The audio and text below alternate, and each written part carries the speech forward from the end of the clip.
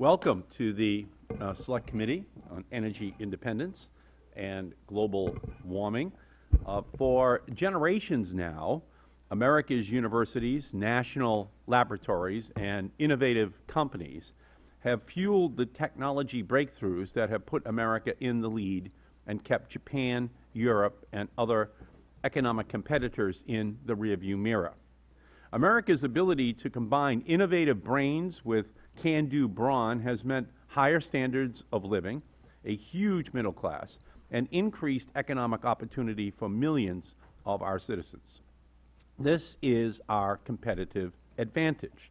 This is what makes our country a mecca for entrepreneurs and ambitious workers the world over.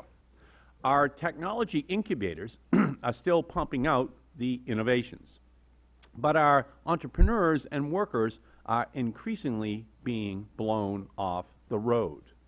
Governments around the world recognize the opportunity of the clean energy economy and are seizing it. The world will need to invest 26 trillion, that's trillion with a T, over the next 2 decades in order to meet our energy needs. Developing the clean technologies to serve that market is the scientific challenge of the generation. Harnessing the industrial might to manufacture those technologies and market them to the world is the economic opportunity of the generation. Last year I went to China with Mr. Sensenbrenner, with the speaker, and we viewed the wind turbines spilling out of factories.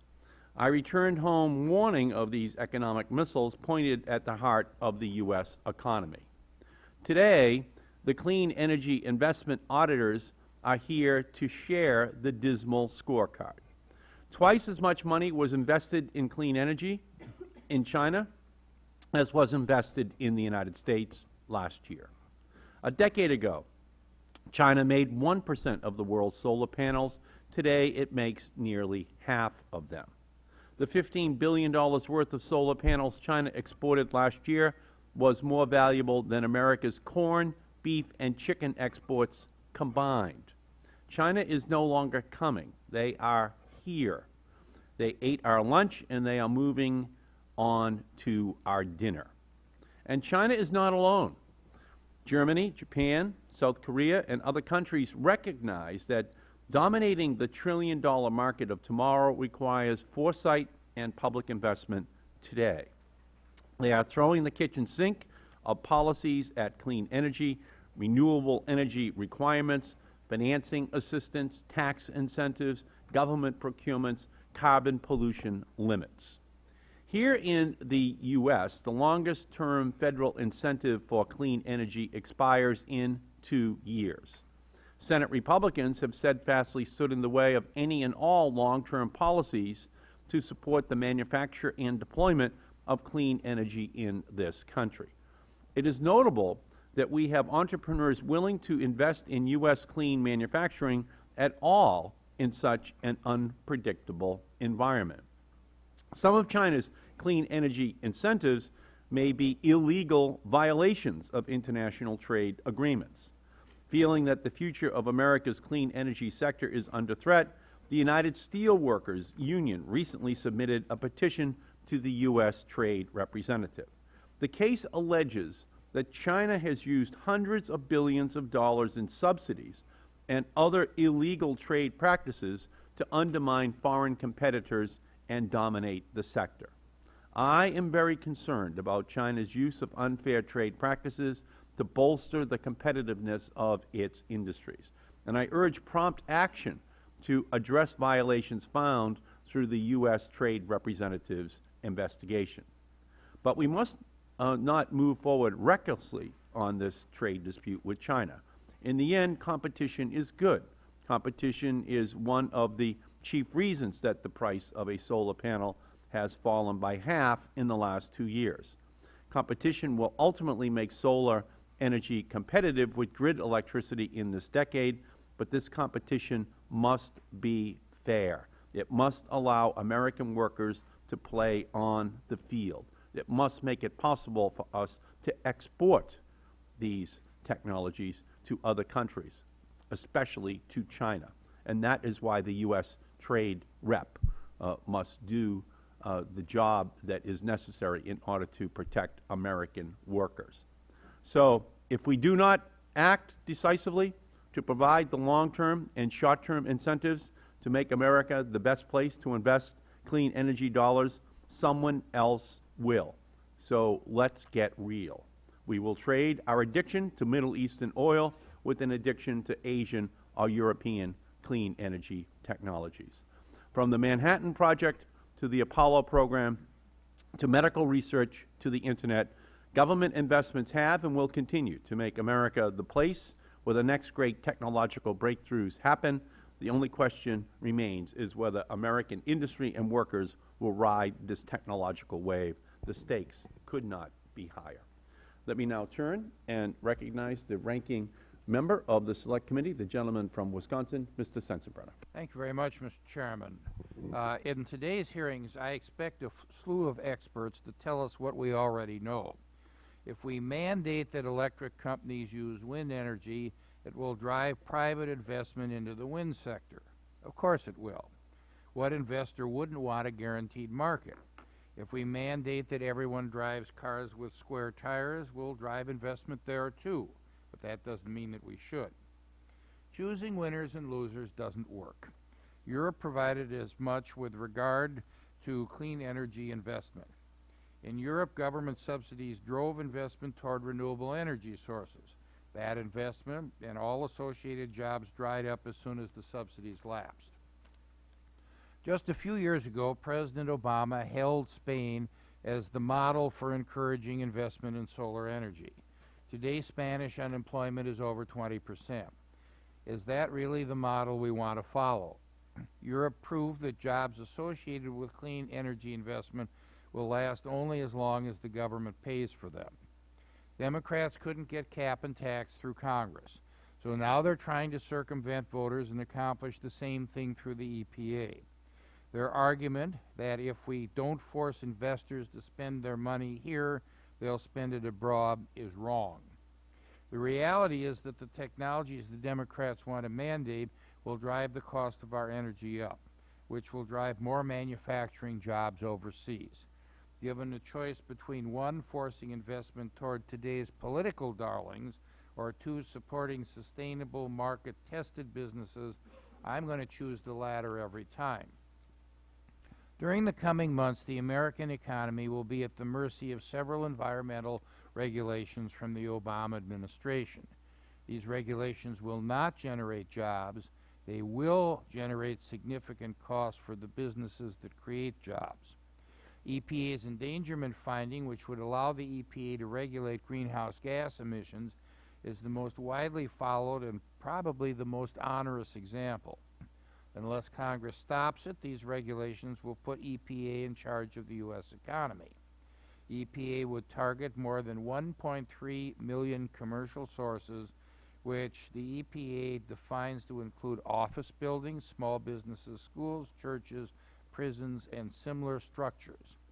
EPA estimates that an endangerment finding that doesn't include a legally suspect tailoring rule would cost small entities more than $55 billion. The Heritage Foundation says that it would lead to $7 trillion, with a T, in lost economic activity between 2010 and 2029 and would kill almost 3 million manufacturing jobs by 2029.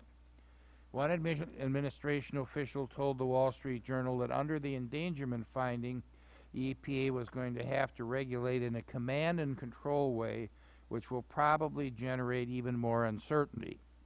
And this is not the only economic threat posed by the Obama administration. The President is proposing tax increases on energy as a part of his latest $50 billion stimulus plan. One expert estimates that these new energy taxes would cost over 154,000 jobs by the end of 2011, more than $341 billion in lost economic output, and more than $68 billion in lost wages nationwide.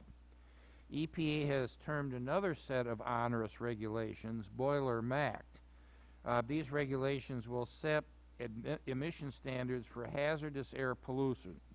The Council of Industrial Boiler Owners released a study last week that showed exactly how much damage the Boiler Act regulations will inflict upon the economy. For every $1 billion spent on upgrade and compliance costs, up to 16,000 jobs and $1.2 billion in U.S. GDP will be threatened. With regulations like these, the entire American economy is threatened. With unemployment hovering around 10%, America does not need more job-killing regulations. America needs Congress to focus on creating jobs and economic growth. In our economic system, it is private investors who take risks. Financial success is the potential reward. If investors believe that renewable energy sources are the future, then I encourage them to invest in these markets. It is not, however, in America's interest to mitigate investors' risks by guaranteeing them a market. It makes sense that a Democratic Congress that responded to our economic collapse by socializing losses will now seek to shift the risks of investing from private businesses to the government.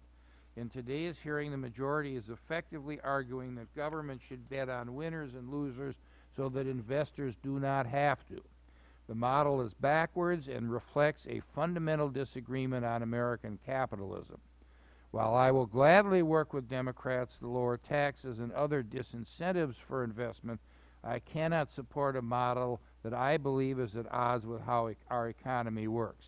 I thank the chairman and yield back the balance of my time. We thank the gentleman. The chair recognizes the gentleman from Missouri, Mr. Cleaver. Thank you, Mr. Chairman. I will continue to quote you about the Chinese eating our lunch and beginning on our dinner. I think that is exactly what is happening. Mr. Chairman, in the 1870s, Thomas Edison invented the light bulb. It is a unique creation or invention here in the United States. And those light bulbs have been a part of the industrial component of the U.S. economy since the 1870s.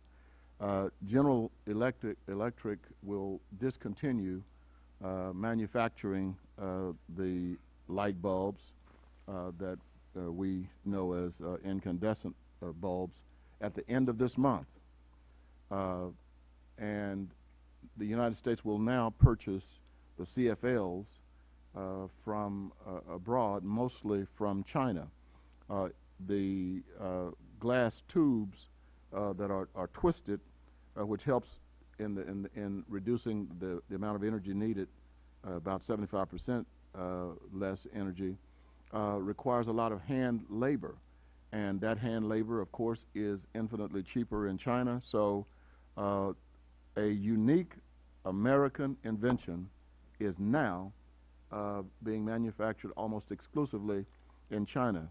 And all of the people in this hearing room will in the future purchase these new CFLs after they've been imported from China.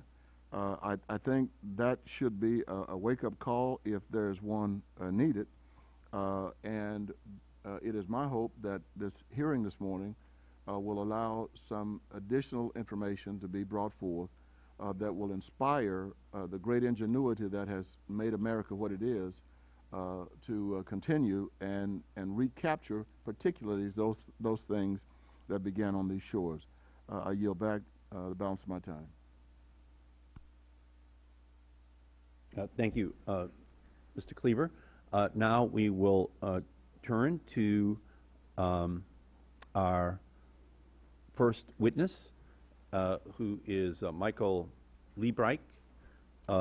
He is the Chief Executive of Bloomberg New Energy Finance. He is an experienced venture capitalist and entrepreneur who has helped build more than 25 companies. We welcome you. When you feel comfortable, please begin.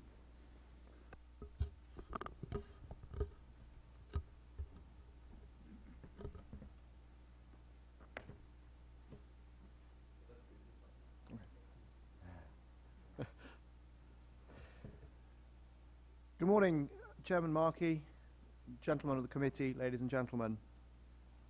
Let me first thank you for inviting me here today. By way of background, I founded New Energy Finance in 2004 to help investors and policymakers understand the economics of clean energy. I built a team of 140 experts around the world before we were bought at the end of last year by Bloomberg, the financial information provider. I'll divide my remarks into two sections. First, with the help of slides when they come up. Is that microphone on there? Can you try the turn on that microphone? It is. It's on. Is it on? Okay, it's on. Great. Thank you. Okay. If we can pull up the slides. Yep. Okay. I'll divide my remarks into two sections. First, when the slides arrive, I'll provide an up-to-date picture of investment activity around the world. Secondly, I'll comment more generally on the related issues of jobs, policy, and international competition. If we move to the first slide. As you can see from my first slide, global investment in new forms of clean energy surged from under 50 billion in 2004 to over 170 billion just 4 years later. These figures exclude traditional forms of lower carbon energy, large-scale hydro, natural gas, and nuclear, though I'd be the first to agree that these will play a significant role in the energy system of the future. In 2009, the volume of investment dropped by 7% to 162 billion as the sector was hit by the financial crisis. At one point, valuations of clean energy stocks were down from their peak by around 70% before recovering some of their losses. It is worth noting that they're still double what they were in 2003, a compound return over the last 7 years of just under 10% per annum. The impact of the crisis on the industry could have been worse, and it would be tempting to think that the green stimulus programs around the world were the major factor in staving off disaster. However, although we identified a total of $184 billion of such funds allocated for clean energy alone, the fact is that in 2009, only 9% of it reached companies and projects in need. In the US, investment fell off a cliff in the aftermath of the Lehman collapse. On an annualized basis, it was only this year that it started to climb again as the American Recovery and Reinvestment Act funds started to flow. The world's providers of concessionary finance, the IFC, European Investment Bank, Brazil's BNDES, and so on, were much quicker in responding to the crisis, increasing their lending from just 7 billion in 2007 to 21 billion in 2009. The role of these multilateral institutions and development banks has often been overlooked. And these figures do not include the Chinese banks. Their provision of cheap finance to manufacturers and developers has been a major factor in driving surging investment there. By 2009, China is absorbing nearly 3 times the level of clean energy investment as the UK, the US, or Spain. In just the past 5 months, the China Development Bank has provided $27 billion in concessionary finance to Chinese wind and solar companies. China's leaders have supported the sector not only by providing cheap finance, but also by creating domestic demand on a grand scale, setting local content rules, maintaining tariffs on foreign imports, as well as, of course, maintaining an undervalued currency. Before we become too pessimistic about the state of clean energy in the US, we should recall that it remains by far the world's leading venue for venture investment, even in clean energy technologies. US companies spend more as a percentage of revenue on research, and the US stock markets continue to attract public offerings from companies around the world.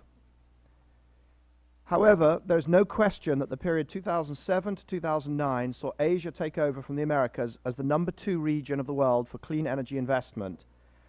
And when we compile the figures for 2010, we will see that Asia has eclipsed Europe to take the global lead. Now, if I might turn my attention briefly to the question of US policy, those who deride the US for inaction are not correct. Not only do 30 states have clean energy portfolio standards, but there are also significant national programs such as the Renewable Fuel Standard, increasingly stringent CAFE standards, substantial federal R&D programs. Our research shows that ARA, in particular its grants and loan guarantees, played a material role in keeping the flow of funding going during 2009 and 2010. What is missing is the sort of consistent policy framework that has driven the development of clean energy first in Denmark, Germany, and Spain, then China, and now the other major economies. In 2008, the South Korean president, Mr. Lee Myung-bak, presented a plan to cut the country's carbon emissions by 30% from business as usual, without jeopardizing growth. The Korean government will be investing 2% of gross domestic product over the next 5 years, and leading Korean industrial companies have responded by announcing investments of over 80 billion between now and 2020. Contrast this with the US, where the industry's production and investment tax credits have in the past been allowed to expire every 2 years. A highly effective ARA program may not get extended, and in California, Proposition 23 is targeting the repeal of AB 32. Alone amongst the major economies, the US negotiators had to make a commitment under the Copenhagen Accord to a cut in carbon emissions without national legislation in place to deliver it. It was Winston Churchill who said, "The Americans will always do the right thing once they have exhausted all the alternatives." I have no doubt that the US will at some point wake up to the strategic necessity and growth opportunity offered by a shift to clean energy. I only hope other countries will not in the meantime have established an unassailable industrial lead. Many thanks for your patience in listening to me. Thank you very much. Our next witness is Dr. Ravi Viswanathan. He is a general partner at New Enterprise Associates, where he focuses on energy and growth equity investments. We thank you for being here, Doctor. Whenever you feel comfortable, please begin. Chairman Markey, Ranking Member Sensenbrenner, and members of the committee, thank you very much for inviting me here. It is truly an honor. I appear before you here today as a general partner of New Enterprise Associates, or NEA. NEA is, by assets under management, the largest U.S. venture capital firm in the country, with $11 billion under management. Through our 30 years of history, we've funded over 650 companies and had over 160 of them go public. Our 50 largest companies have created over $65 billion in revenues and have created hundreds of thousands of jobs in this country. Today, we have a global footprint with offices in India and China, and roughly 20% of our committed capital targeted at emerging markets. In the past, the U.S. VC industry has played a pivotal role in developing industries such as biotechnology, computing, medical devices, semiconductors, telecommunications, and the internet. We deploy our capital in rapidly expanding companies which have the highest potential for long-term economic growth and job creation. According to the National Venture Capital Association, U.S. VC-backed company revenue has equated to more than 22% of U.S. GDP, and over the past 3 years alone, VC-backed companies have accounted for 3 times the growth rate in job creation than the private sector taken as a whole. Today, the energy technology industry represents one of the most compelling investment opportunities in the history of venture capital. I serve as the co-head of our energy practice, overseeing more than 30 portfolio companies here in the U.S. that have raised a total of $2 billion in capital. Our portfolio includes investments in sectors such as solar, wind, nuclear, advanced batteries, smart grids, electric vehicles, and energy-efficient building materials. Regarding the current U.S. clean tech landscape, the U.S. has long been the home of great innovation in clean energy technology, which continues to present a compelling opportunity for both entrepreneurs and venture capitalists. Though the U.S. continues to be the home of the world's best clean energy innovation, the U.S. has lost its leadership to China, Japan, and Germany in clean energy manufacturing deployment, and is challenged and threatened by emerging economies such as India, South Korea, Malaysia, and the Philippines. I can say that from first-hand knowledge, as I spend about a third of my time in Asia trying to understand how these economies are doing what they're doing in clean energy. These nations have outpaced the U.S. in recruiting, incenting, and developing domestic manufacture of solar, wind, and battery technology. We are not the market leader in producing and supply this high-growth industry, and have ceded our historic leadership in manufacturing of these key technologies to other nations. As one example, the U.S. market share for solar manufacturing has fallen from 45% in the mid-1990s to roughly 5% today. Prior to the Recovery Act, this paradigm of developing innovative technology in the U.S. and exporting manufacturing to foreign nations has been driven primarily by a significant imbalance between U.S. and foreign tax policies and incentives. Contrary to popular belief, low labor costs has not been the most important variable in this equation. Upfront manufacturers' incentives, long-term tax holidays, and end-market incentives have been frequently as important, if not more important, variables influencing U.S. companies as to where they should establish their manufacturing facilities. Incentives from foreign nations have often totaled as much as 40 or 50% of the cost of a new manufacturing project. In addition, healthy demand-side incentives such as national renewable energy standards, feed-in tariffs, and direct government loans and tax credits for the deployment of clean energy technology have made relocating U.S. manufacturing facilities overseas even more attractive. Without competitive incentives for companies to stay in the U.S., this nation's best manufacturers have had no choice but to look overseas to remain competitive in their industries. The result has been a loss of both direct and indirect jobs, a loss of intellectual property, and a loss of economic growth here in the U.S. for one of the fastest-growing global industries of the 21st century. In describing this trend, I must remind the committee that venture capitalists and entrepreneurs are by definition optimists. I believe the U.S. can be a leader in clean energy manufacturing and deployment, and I've witnessed this firsthand. We're not giving up on the American entrepreneur, and I hope you won't either. I'm grateful to this committee and the current administration for recognizing the need to level the playing field for U.S. clean energy manufacturers. With the help of the tax policies and incentives put forth in the Recovery Act, this nation's best energy technology companies are expanding their domestic capacity, reopening and retrofitting closed factories, rehiring and retraining new workers, and rebuilding local economies depressed by the Great Recession. One of the most important policies in restoring American competitiveness in clean energy is the Section 48C Advanced Manufacturing Tax Credit, providing a 30% tax credit for investments in facilities that manufacture clean energy products such as solar panels and wind turbines. This program awarded $2.3 billion in tax credits to over 100 companies in 43 states and was oversubscribed with requests of over $8 billion in projects. 4 of our most promising companies were awarded this credit and were able to expand manufacturing here in the U.S., creating jobs thanks to your efforts in the Recovery Act.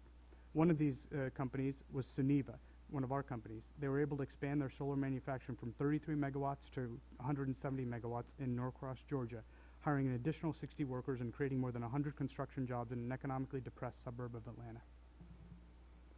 This Congress has put forth very important legislation which puts a price on carbon. Putting a price on carbon by definition will reduce risk for all energy markets, decreasing the cost of capital and increasing investment in renewable energy. We believe this is an important policy for the U.S. to continue to attract capital to fuel the energy needs of our 21st century economy. Growing a strong domestic clean energy manufacturing industry requires competitive supply and demand side incentives and policies. In order for the U.S. to be truly energy independent in a world with clean, cheap, renewable energy, we need to reinvigorate our manufacturing base. We can't substitute our dependence on foreign oil with batteries, solar cells, or wind turbines made overseas. As I've discussed, one of the most important pieces of the Recovery Act was the Section 48C Advanced Manufacturers Tax Credit. In addition, demand-side incentives such as the 1603 grant program for clean energy deployment have been critical to sustaining a healthy clean energy economy for U.S. manufacturers. We need to make these tax credits permanent and refundable as put forth by members of this Congress. In addition, we need to focus on scaling up and commercializing this country's best technologies through public-private partnerships. Countries such as Germany, Japan, and China have all dedicated funds to scale up the commercialization of their technologies. We also need an effective national renewable energy standard and energy efficiency standard with an incentive system for utilities to move forward without delay. Today, 30 states have already adopted statewide renewable energy standards, but those policies are at risk should the federal government fail to act with certainty to adopt a national standard. In closing, we've never seen a greater opportunity to put capital to work in support of U.S. entrepreneurs. We believe this is the greatest economic opportunity for our industry, for our entrepreneurs, and for our country. Thank you very much for inviting me here to be here today. I look forward to your questions. Thank you, Doctor, very much. Our next witness is Tom Carboni. He has had extensive experience in the renewable energy sector. He currently serves as the CEO of Nordic Wind Power, the largest technology developer and manufacturer of two-bladed utility-scale wind turbines. He is also chairman of the Princeton Energy Group, a California-based developer of global renewable energy projects. Welcome, Mr. Carboni. Thank you, Chairman Markey and Congressman Cleaver. We share your passion on the topic today of the global clean energy race. My name is Tom Carboni. I'm chairman of Nordic Wind Power, an early-stage technology developer and manufacturer of a very unique wind turbine for the community wind space. Community wind consists of on-site wind power and small-scale wind farms, typically less than 20 megawatts, but could be as large as 100 megawatts, locally connected to the distribution voltage, close to the load. Our products and people are focused on making Nordic Wind Power a leader in this segment. Our proven two-bladed technology provides for less weight, higher reliability, ease of installation and operation, and most of all, the lowest cost of energy compared to traditional designs. Our story is about technology that was born in Sweden, a company that was started in the UK, and today we are a U.S. corporation focused on a very interesting and growing segment within our domestic wind business. We formed the company in late 2007 as a UK limited corporation. We have headquarters in Berkeley, California, an assembly facility in Pocatello, Idaho, and an engineering unit in the UK. Last year we incorporated Nordic's parent in the U.S. as a Delaware corporation. We employ approximately 40 people. That's double what we had at the start of this year, and we'll double our employment again within the next 9 to 12 months. There are many more people employed within our supply and installation partner chain. Each of our 1 megawatt wind turbines provide enough clean electricity for the annual consumption of 250 to 300 American homes and reduce 300 tons of CO2 emissions. We acquired the turbine technology in Sweden, which was the result of a long-term R&D prototype program, which was sponsored by the Swedish government, universities, and private entities at a cost of about $75 million. We've invested well over $10 million in further improving that technology for local market needs. Since late 2007, we have completed 3 rounds of financing from venture capitalists here in the U.S., in the UK, and Europe, for a total committed capital investment of about $58 million. We are the beneficiaries of 2 Recovery Act provisions. In July 2009, the company secured a $16 million DOE loan guarantee, which was part of a $25 million project to manufacture and commercialize this 1 megawatt wind turbine here in the U.S. The loan guarantee is a critical form of financing for Nordic Wind Power and for our future development, and it gives us the wherewithal to create jobs, invest in the supply chain, invest in tooling to become more efficient, and to offset some of our technology development costs. It's a loan. We have to pay it back. To date, we have not closed on this loan, but we are working diligently with the DOE to expedite the closing of the loan, which, as I said, is critical to our development. It is our view that this program could be improved by adopting some of the existing application, due diligence, and closing processes that already exist within our government, within other agencies like U.S. OPIC and USDA, particularly to address the needs of small business enterprises like ourselves. We're also the recipient of $3 million in Advanced Energy Manufacturing Tax Credit, the 48C program that Dr. Viswanathan mentioned. This money will be used to expand and re-equip our manufacturing facility. This incentive will have a positive impact on our cash flow in the future when we have a tax liability. My point here is, to date, we have not deployed $1 of the Recovery Act provisions, but we intend to, and we're grateful for the awards that we have. Regarding our location decisions, when we started in 2007, we determined that there were 3 principal markets: the U.S., Europe, and China. It's our view that China was saturated with nearly 100 domestic suppliers and JVs that are competing predominantly on low cost and low margin, and secondarily on quality and reliability. This market could be especially challenging for an entry foreign company like ourselves. We saw limited opportunities for new entrants into the slower growing European onshore wind markets. Thus, the strength of the U.S. market's growth and potential for success was an obvious entry point for Nordic Wind Power, and in particular the community wind sector, which was relatively unaddressed by the major wind turbine manufacturers. The company is in the process of establishing and relocating to a new center of U.S. operations in the Midwest wind belt. We expect that employment at that new location will increase to 250 over the next 5 years and will require at least $18 million in investment. To say the least, wind turbine manufacturing is capital intensive, where significant amounts of cash can be tied up in the supply chain for working capital and in equipment to manufacture these units. As such, as an early stage company like ours, a large emphasis is on near-term effective cash value of incentives being offered at the local, state, and federal level. We started to deliver and install wind turbines this year, and we expect to deliver and service over 100 wind turbines over the next 2 years, totaling nearly $120 million in sales revenues. Our 5-year plan includes new product introductions and shipments of more than 750 units. We will deliver and install our 6th N1000 wind turbine this year at Fort Huachuca in Arizona. This is the first utility-scale wind turbine on a U.S. Army base.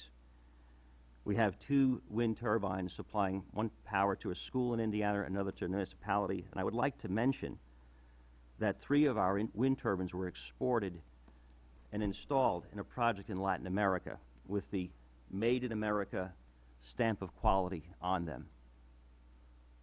In closing, I'd like to provide some recommendations, if I may.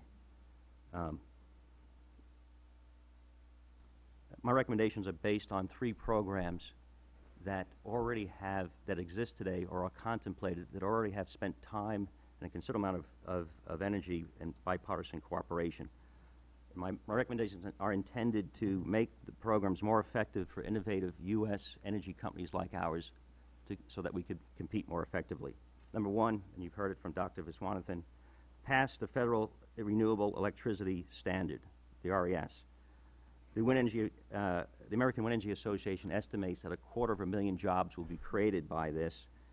Half of those. Mr. Carbone, if you could just try to summarize quickly. You'll get a chance to expand in the question and area. 2 more recommendations. Quickly, yes. Yes. The Extend the Recovery Act 1603 program and allow for the 48C manufacturing tax credit to be refundable so that early stage companies like ours could use them today as opposed to in the future when we have a tax liability. Okay, good. Thank you. Thank you. Our final witness is Mr. Mark Fulton. He is the Managing Director and Global Head of Climate Change Investment Research and Strategy at Deutsche Bank. He has nearly 30 years of experience as an economist and a strategist. We welcome you, sir. Chairman Markey, Chairman Markey, Ranking Member Sensenbrenner, and members of the Select Committee on Energy Independence and Global Warming, thank you for the opportunity to provide testimony on the global clean energy race. In my role in the Asset Management Division of Deutsche Bank, I coordinate a research team that looks at the investment opportunities that climate change and associated clean energy technologies offer around the world.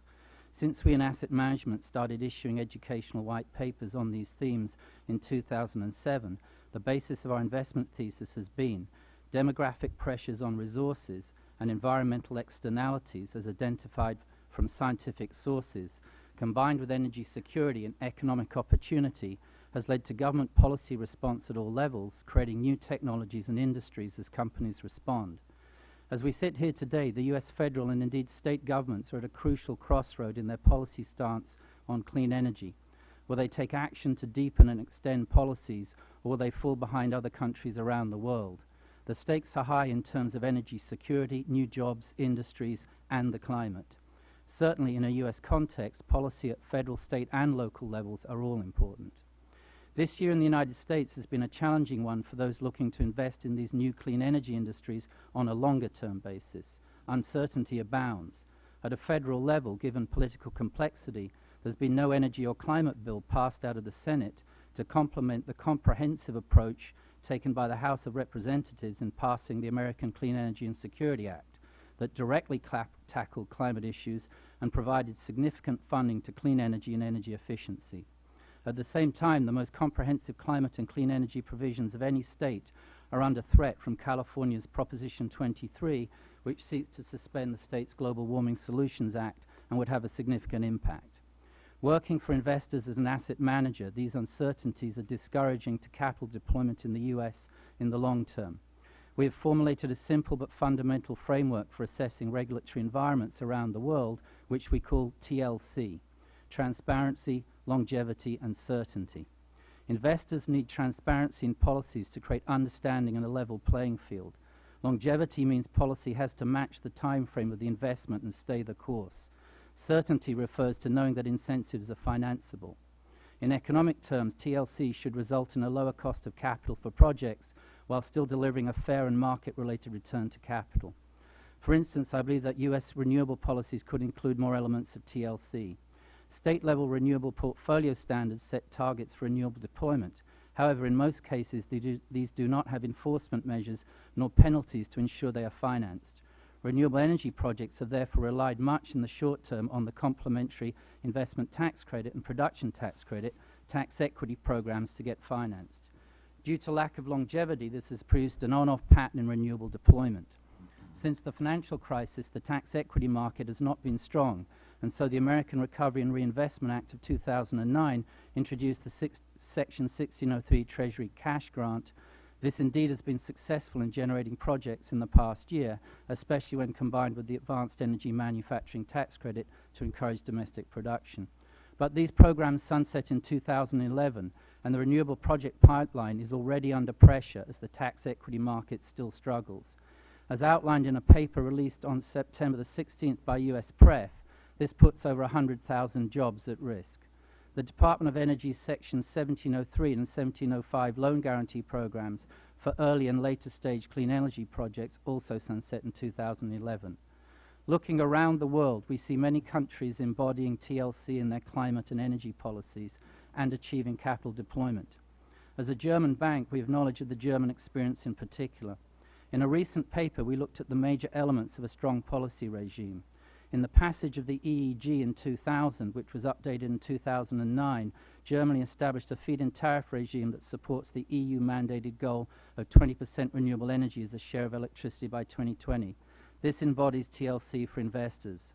The result has been 300,000 jobs, renewable energy at a 13% share of electricity and rising, a rapid fall in solar PV costs in particular, leading to lower tariffs on the digression schedule with a forecast of grid parity by 2013. In summary, to build secure, vibrant 21st century green and clean energy sector, US policy has to engage in TLC in some policy package. The fully comprehensive approach, such as embodied in the American Clean Energy and Security Act, is certainly a fundamental framework with strong elements of TLC. However, that is clearly open to a great deal of debate. In the Senate, a number of bills have been proposed. Indeed, even without a carbon market, a comprehensive and strong national renewable electricity standard complementing state RPS, combined with long-term financial incentive programs that have longevity, and a clean energy bank looking at loan guarantees, as well as continued focus on energy efficiency, would be very encouraging. I happen to believe that state-level feed-in tariffs, if they spread, would be positive. We'd also like to note Congressman Inslee's national feed-in tariff proposal in the Renewable Energy Jobs and Security Act.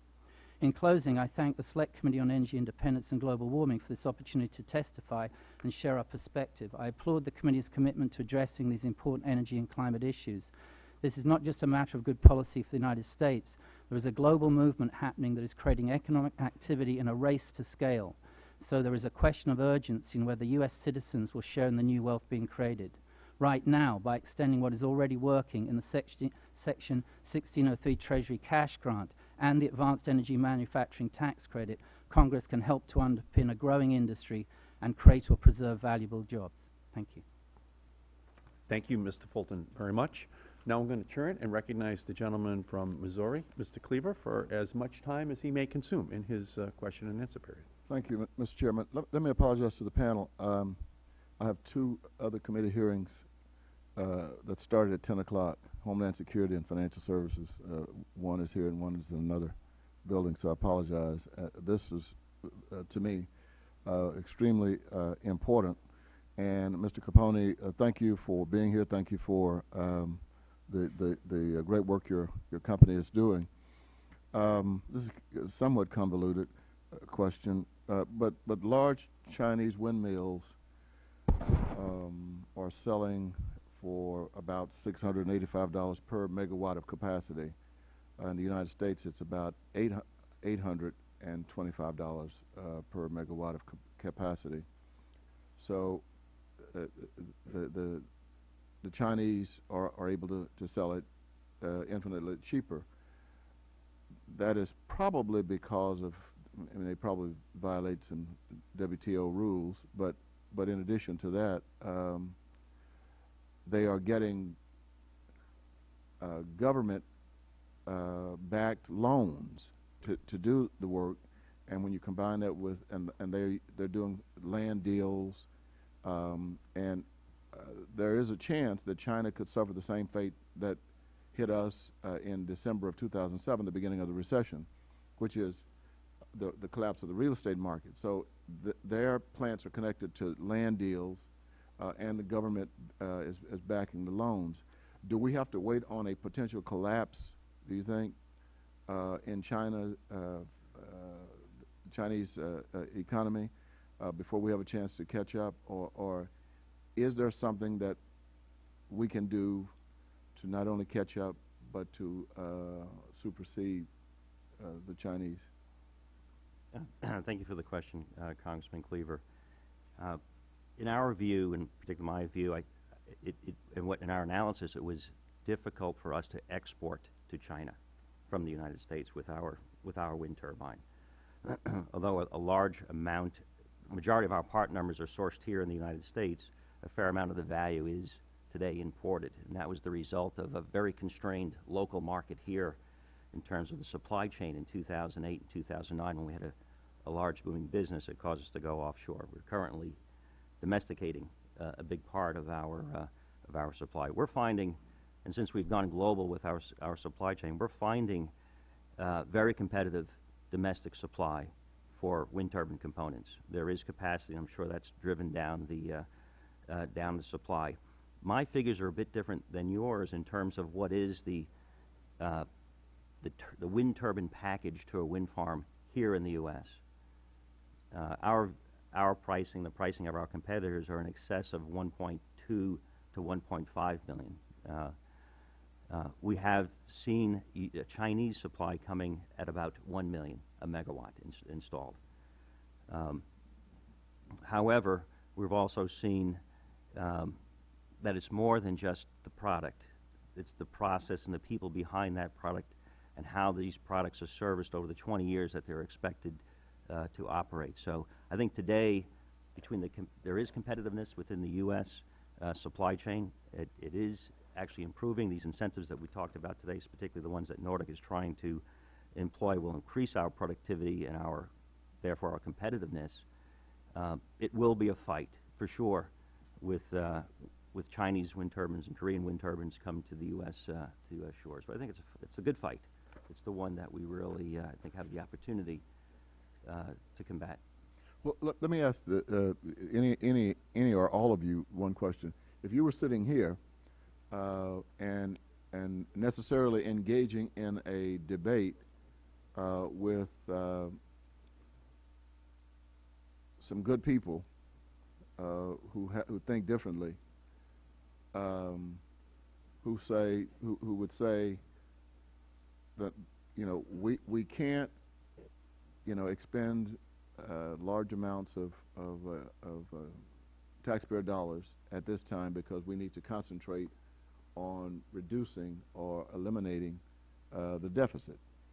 So every discussion that surfaces is going to have that as a background. Do we spend money to make sure that we are a 21st century nation, or do we forget that and deal with the deficit? I'm just curious about what any of you would say in that hypothetical. Well, no, it's not hypothetical. It's a very real debate. Maybe I could jump in on that first. Yeah, I think given the choice, reducing the deficit has to be a priority. So even if we fall further behind. No, let me finish my statement. I think what we need, though, is the market signals. We need a renewable electricity standard to actually provide a market signal and let the markets, let the supply base, let the turbine manufacturers, the solar companies respond to it competitively. In my mind, that would be a much stronger signal, particularly a long-term policy signal.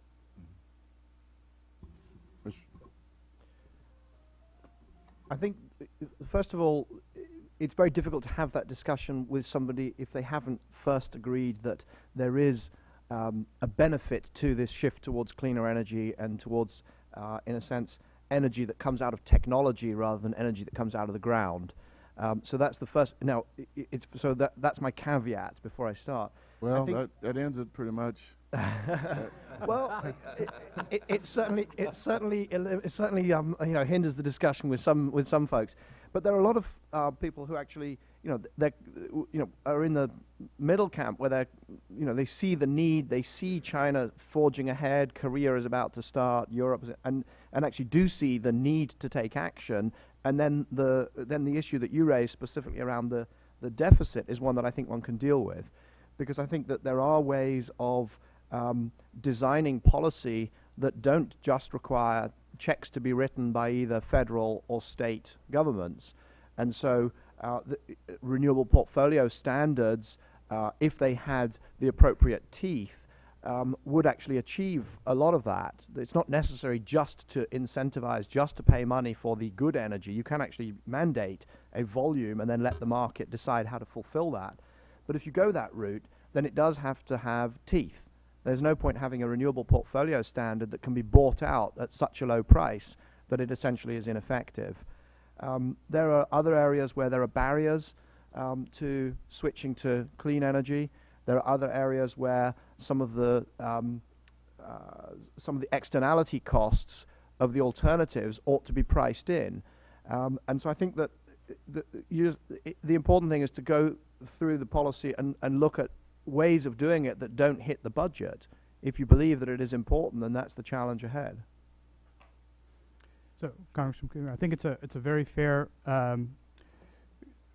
discussion on wanting to reduce the deficit. What I would say, if I were in your shoes and discussing with these other folks, is it comes down to a few things. It comes down to job creation, global competitiveness, and energy independence. And if we have these incentives, jobs will be created here. If you don't have these incentives, for sure they're going to be created elsewhere. And here's what the frightening scenario is, and I can say this from traveling in Asia. These economies, they have speed and capital and scale, and they're exercising that in the manufacturing side. Now that they're getting leadership positions on the downstream part of these clean energy technologies, they're doing something that we hadn't anticipated them doing, and they're going upstream and they're starting to innovate. Once they start innovating, then our bulwark, our strength, our fortress, which we've had for hundreds of years, which is innovation, starts getting compromised. So I think while the short term is obviously to focus on the deficit, I would encourage everyone to start thinking about intermediate and longer term, because that trend, empirical data suggests it's happening. It's happening in solar, it's happening in wind, it's happening in batteries, it's happening in electric vehicles. And so that's the fear that my partners and our industry face when we look at these global factors. I mean, I would echo everything I've heard, but maybe make two extra points. One obvious point about the budget, it's got a lot of numbers in it, tax, spending, it's a huge animal, and it's really up to the United States to decide where it wants to spend and tax within that balance as it brings the deficit down, and how important it feels that being on the front end of the clean energy race really is in terms of its long-term competitiveness. So it's a question of priorities, and we believe that this is a strong priority. I think the second point, bringing up what Michael said, was that there are different ways to construct incentive programs. Some run through the budget, some run directly into the ratepayer base. And essentially a lot of the European feed-in tariffs do not run through the budget. So then there's a question of, do you feel that's the right thing into the electricity base? That's then the next question that comes up. So there are ways of constructing these incentives in different, you can do it, but as long as you do it with TLC, is our point, fine, and you can get it done. And if you don't get any longevity because it's running through the budget, then of course that's an issue. Thank you. I yield back, Mr. Chairman. Does the gentleman need more time? He can continue if he wants. Well, of course, there's no TLC up here on the Hill, but what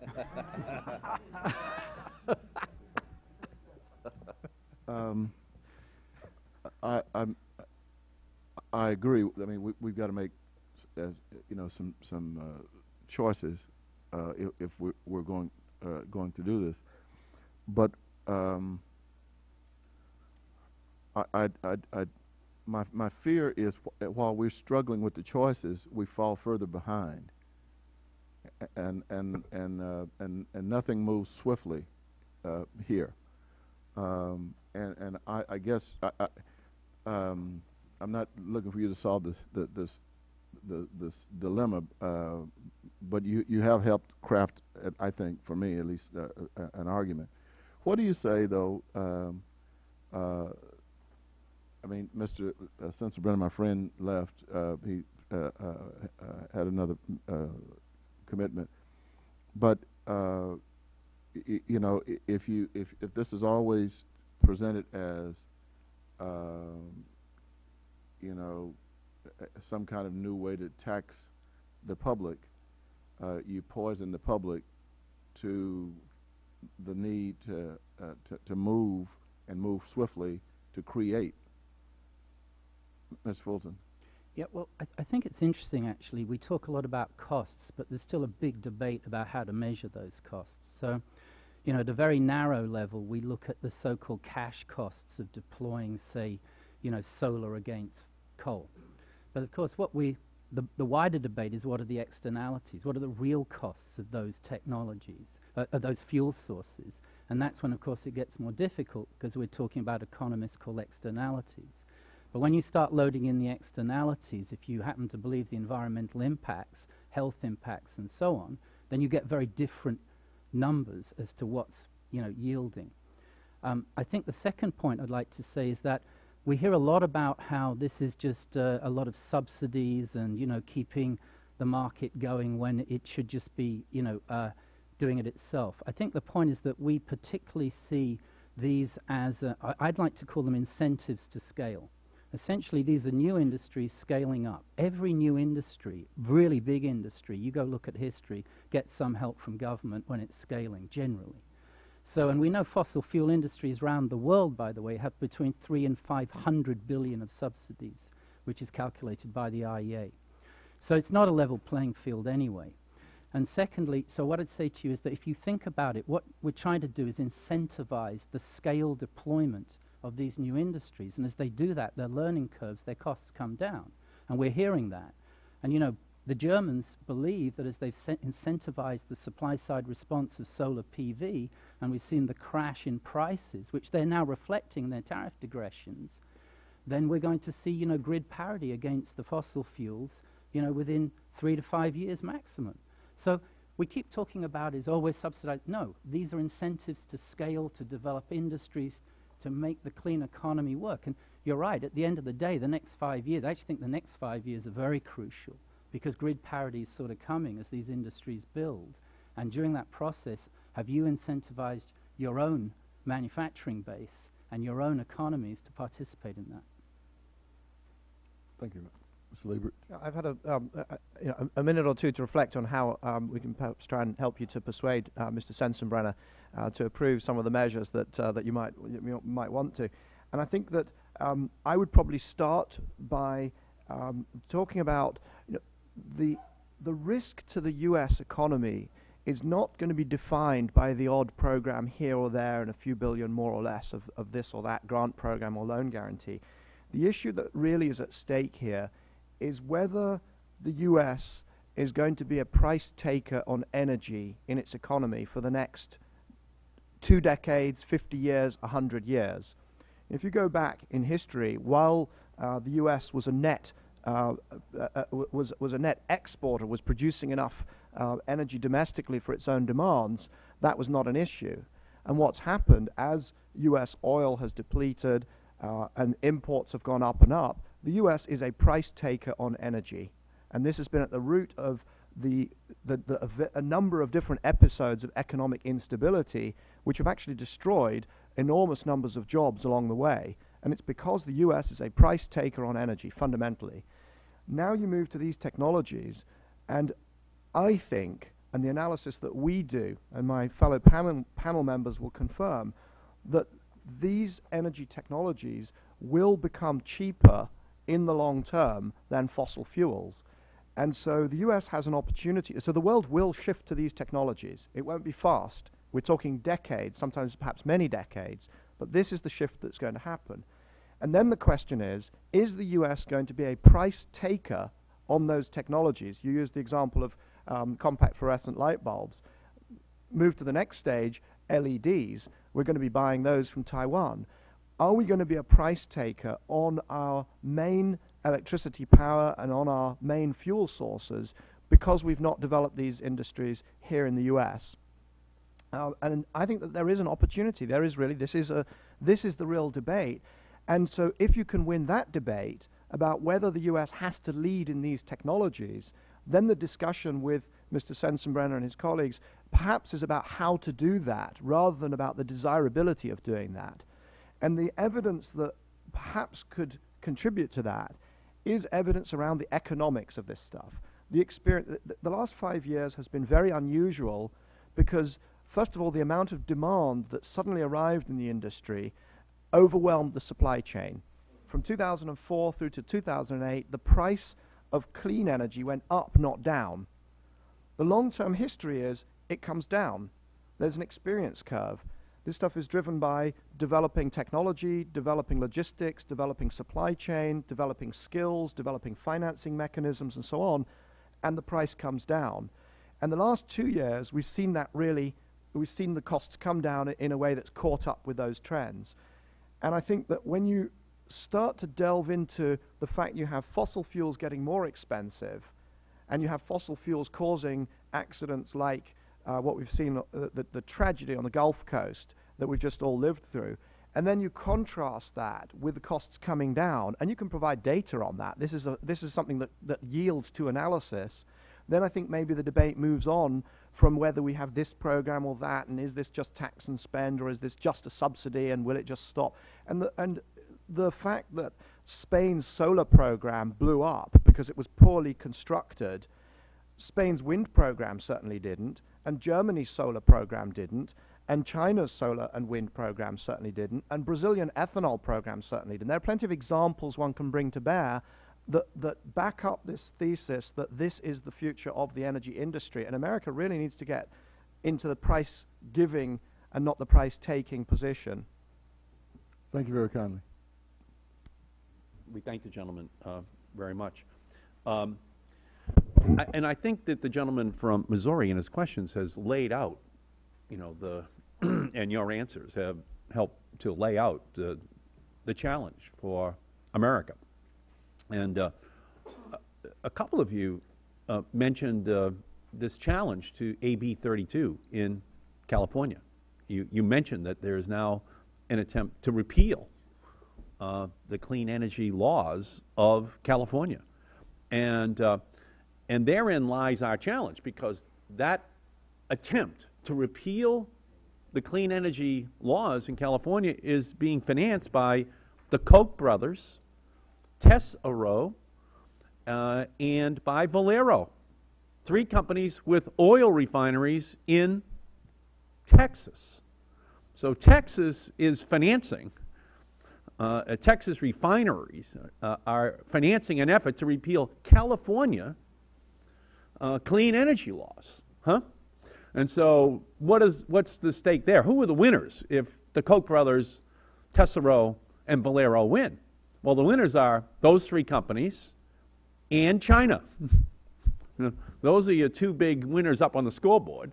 The losers, of course, are anyone that was interested in creating a domestic renewable energy industry here in the United States with the potential to create hundreds of thousands of millions of jobs. Mr. Fulton, could you talk about what's at stake in California in terms of this battle over AB 32 and what it represents if that law is actually repealed by these oil refineries in the United States financing that effort? Yeah, it's a suspension till, as you know, till California reaches 5.5% unemployment for a number of quarters, which we haven't seen for a long, long time. So technically it's suspension, but people would assume it would last quite a while. And it would cause, I think, we actually quote the UC Berkeley paper that's looked at this, which I think is very Could you move that microphone in just a little bit closer, please? The UC Berkeley paper that's looked at this very comprehensively, I think, is very instructive. But essentially, I think one of the points, apart from the fact that it would have a very significant effect on what is going on in California itself, and Of course, there's a lot of talk about how AB 32 then spills over into all of other California's other green laws. But essentially, everyone would assume that that would put a very major stop on the clean and green development in California. And I think, as is pointed out, the signal effect within the United States, and you could even say globally, might be fairly significant, because California has always been seen as a leader globally to some extent in this whole story. And why would 3 oil refiners from Texas want to stop that law in California?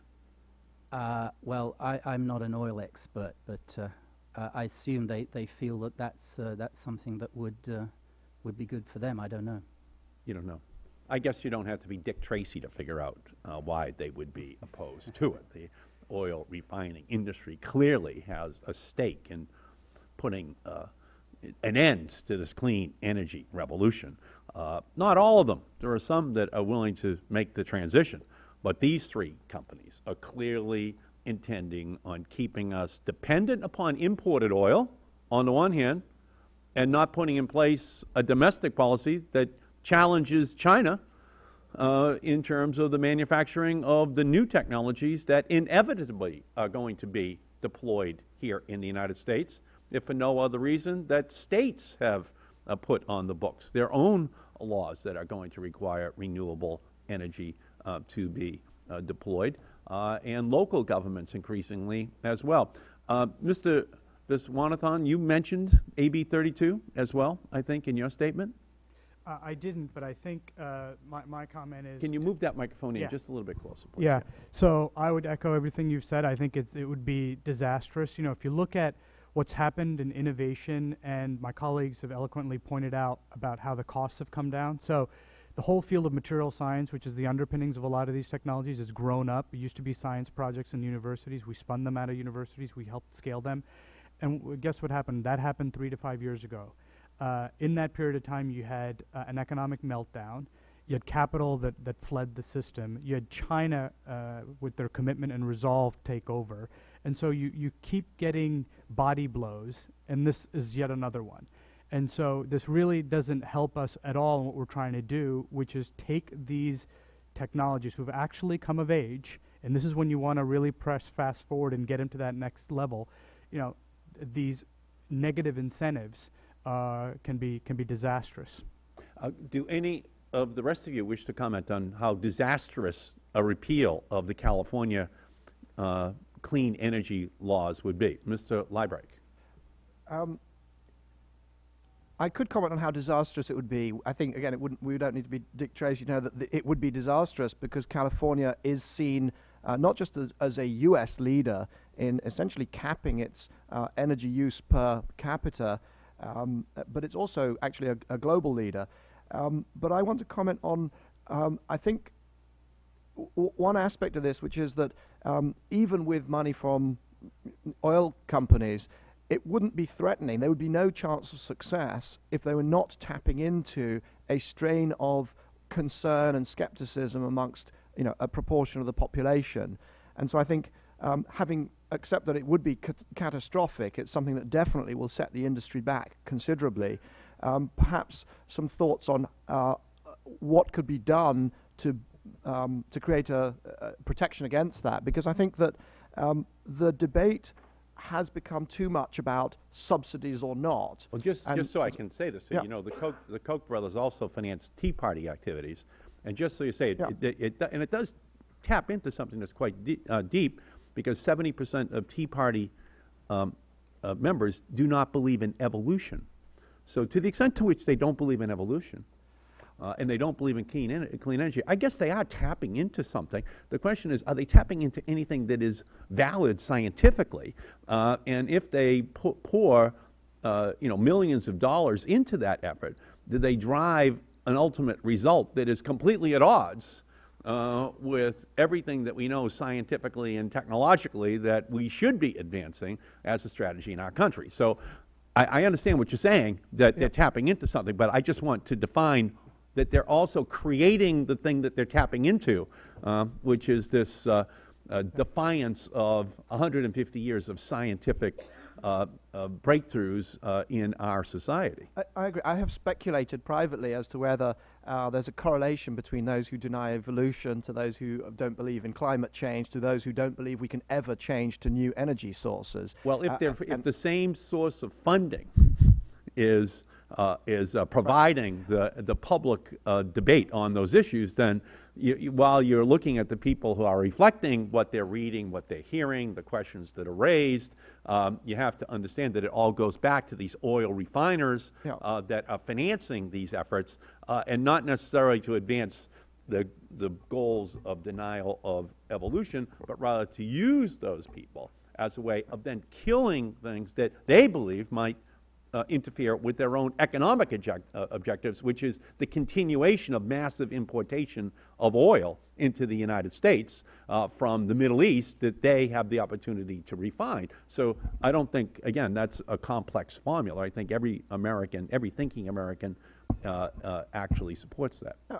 But one could get into a discussion. I actually trust that people are pretty smart about, not entirely smart, but they'll figure out who's doing the talking. So, but I want to move just because I think that there is a. See, here's the problem that as you know, there are new Supreme Court decisions that actually allow for a masking of who is financing much of what is going to be going on in America. So you have almost the worst case scenario, where the people who have an agenda are also increasingly able to mask their agenda under the guise of raising other issues that don't go to their own economic interests here, which would be oil, being imported, which they get a job, they have the opportunity to refine it, to spew it up into the atmosphere. So I just want to make it clear that the political terrain is not such that it makes it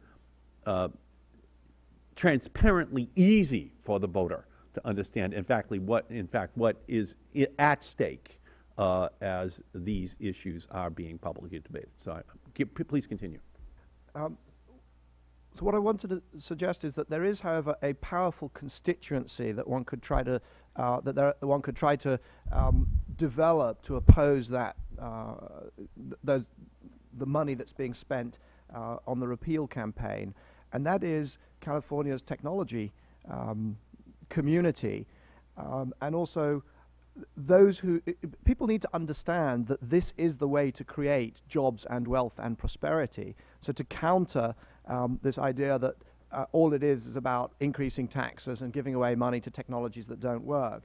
And a particular constituency I think that has not been brought into this whole discussion is around the telecoms, the IT industry, the industry of innovation around the electrical system more broadly, because if we are going to integrate these large quantities of clean energy, then there's all sorts of other industries, in particular that around telecoms and information technology, who are going to benefit enormously. And to a certain extent, they are sitting on the sidelines and not getting involved in the discussion. And I think that the people in California and elsewhere don't necessarily understand just how many jobs are required if we start building out the grid and we start integrating these technologies very broadly into our lives. And we saw what happened with the internet, which again, it was funded originally through government spending, the development of it. It then went viral in the economy, and it created hundreds of thousands and then millions of jobs in very unpredictable ways that could not have been predicted when the first grant appropriations were made to experiment with or to build out the first implementation. So I think there's a constituency that needs to be educated as a counterweight to those who suggest we should do nothing and simply cut taxes and walk away from this problem.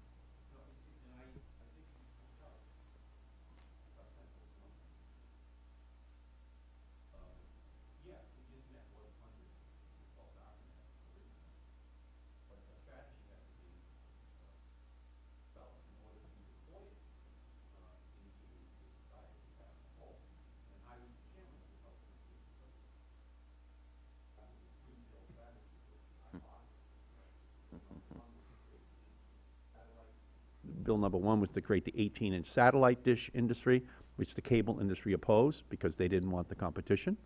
But that put pressure on the cable industry to deploy even greater capacity. Second was moving over 200 megahertz of spectrum in 1993.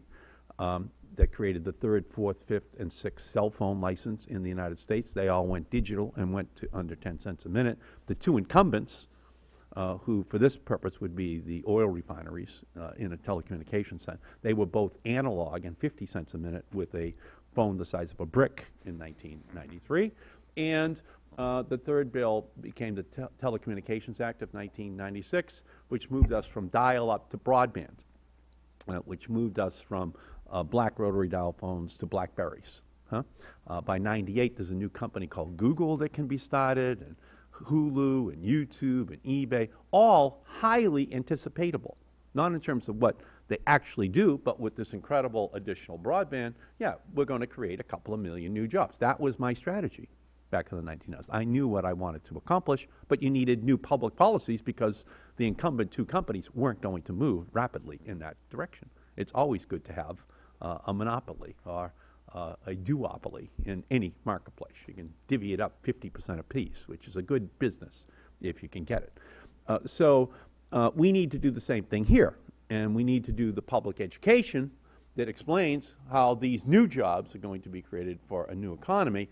And of course, they are going to be created, but they'll be in China. They are going to be created, but they'll be in Germany. They are going to be created, but they will be in other parts of the world, and we will inevitably wind up importing them into our country. That's our challenge. So I have a chart here that I'd like you each to comment upon, and because I think it gets to the point that each of you have been making. This is a chart put together by 1366, which is a photovoltaic company up in Lexington, Massachusetts. And what it does is it charts the price of photovoltaic, the installed cost of electricity for a kilowatt hour from 1978 at $5 a kilowatt hour down to about 23 cents a kilowatt hour today. And it essentially, every time there is, and it assumes an annual production growth of 35% and an 18% learning curve, photovoltaic cost based on 18% capacity factor and a 7% discount rate. So you can see that it's almost like a Moore's law of photovoltaics, and it keeps moving inexorably lower in terms of its costs. And they project that by the year 2020, it will be at the cost of coal, if not sooner. Mr. Fulton and others have pointed that out. Could be sooner. And that once you hit the cost of coal, it could almost by 2020, because of the developing world and their need to install new energy technologies, could become 7% of all electricity generation in the planet. Now, again, you have to have a little bit of vision here on this subject, because when we were basically moving over the spectrum for the third, fourth, fifth, and sixth cell phone license, our goal was, of course, not just to lower the price here in America, but to create a new global industry. Who would think that in 2010 it would be cell phones in villages of Africa and Asia and South America that would be the markets? Well, you first have to have a policy that develops the products that can then open up these markets, and these countries could jump the wireline revolution and go right to cell phones, which is what happened. Well, the same thing can happen here with photovoltaics. You don't have to build out that entire electricity grid. So that's kind of the vision. Do any of you want to comment upon, this is Professor Emmanuel Sachs at MIT. He's the guy who developed the technology that was used by Evergreen Solar Company, and now this new company, he believes is 40% more efficient than a technology even more, dramatically more efficient than even his Evergreen photovoltaic technology. Anyone want to comment on this vision and where we can go and how we can have a domestic production capacity rather than inevitably importing it from China? Mr. Fulton. Actually, it may sound technical, but I think you can even make it look more aggressive than that, because I mean, he's too conservative in terms of this revolution. There's particularly something that the Germans, the German Environment Ministry, when they were looking at how much their feed-in tariff cost, they did something called the effect of the the merit order run of a load curve of electricity. So what they talked about was the fact that solar PV comes in at the peak load when gas peakers are usually running. And gas peakers are the most expensive form of electricity on the grid. Normally we look at average costs. But when you look at gas peakers, if you replace the gas peakers, then you have a very big effect. Now the German Environment Ministry estimated that the whole of the feed-in tariff was entirely paid for by the cost of replacing the gas peakers. Yeah, in simple terms it says it's a standard offer document, it's about 2 pages long. Anyone? Standard offer document, it's very easy to understand. Yeah. So what it means is a standard offer. Yeah, so what it means is that everyone gets the same bit of paper in front of them, whether you're a utility, an independent power producer, whoever you are. You get a 2-page document.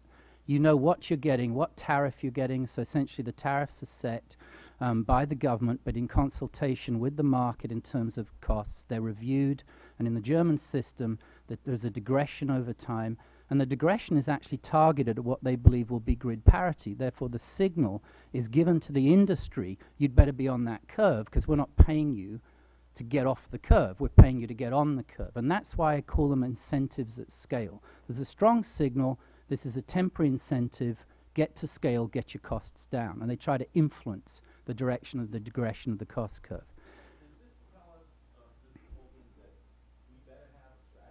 Yeah, that's what I think I said to, yeah. Yeah.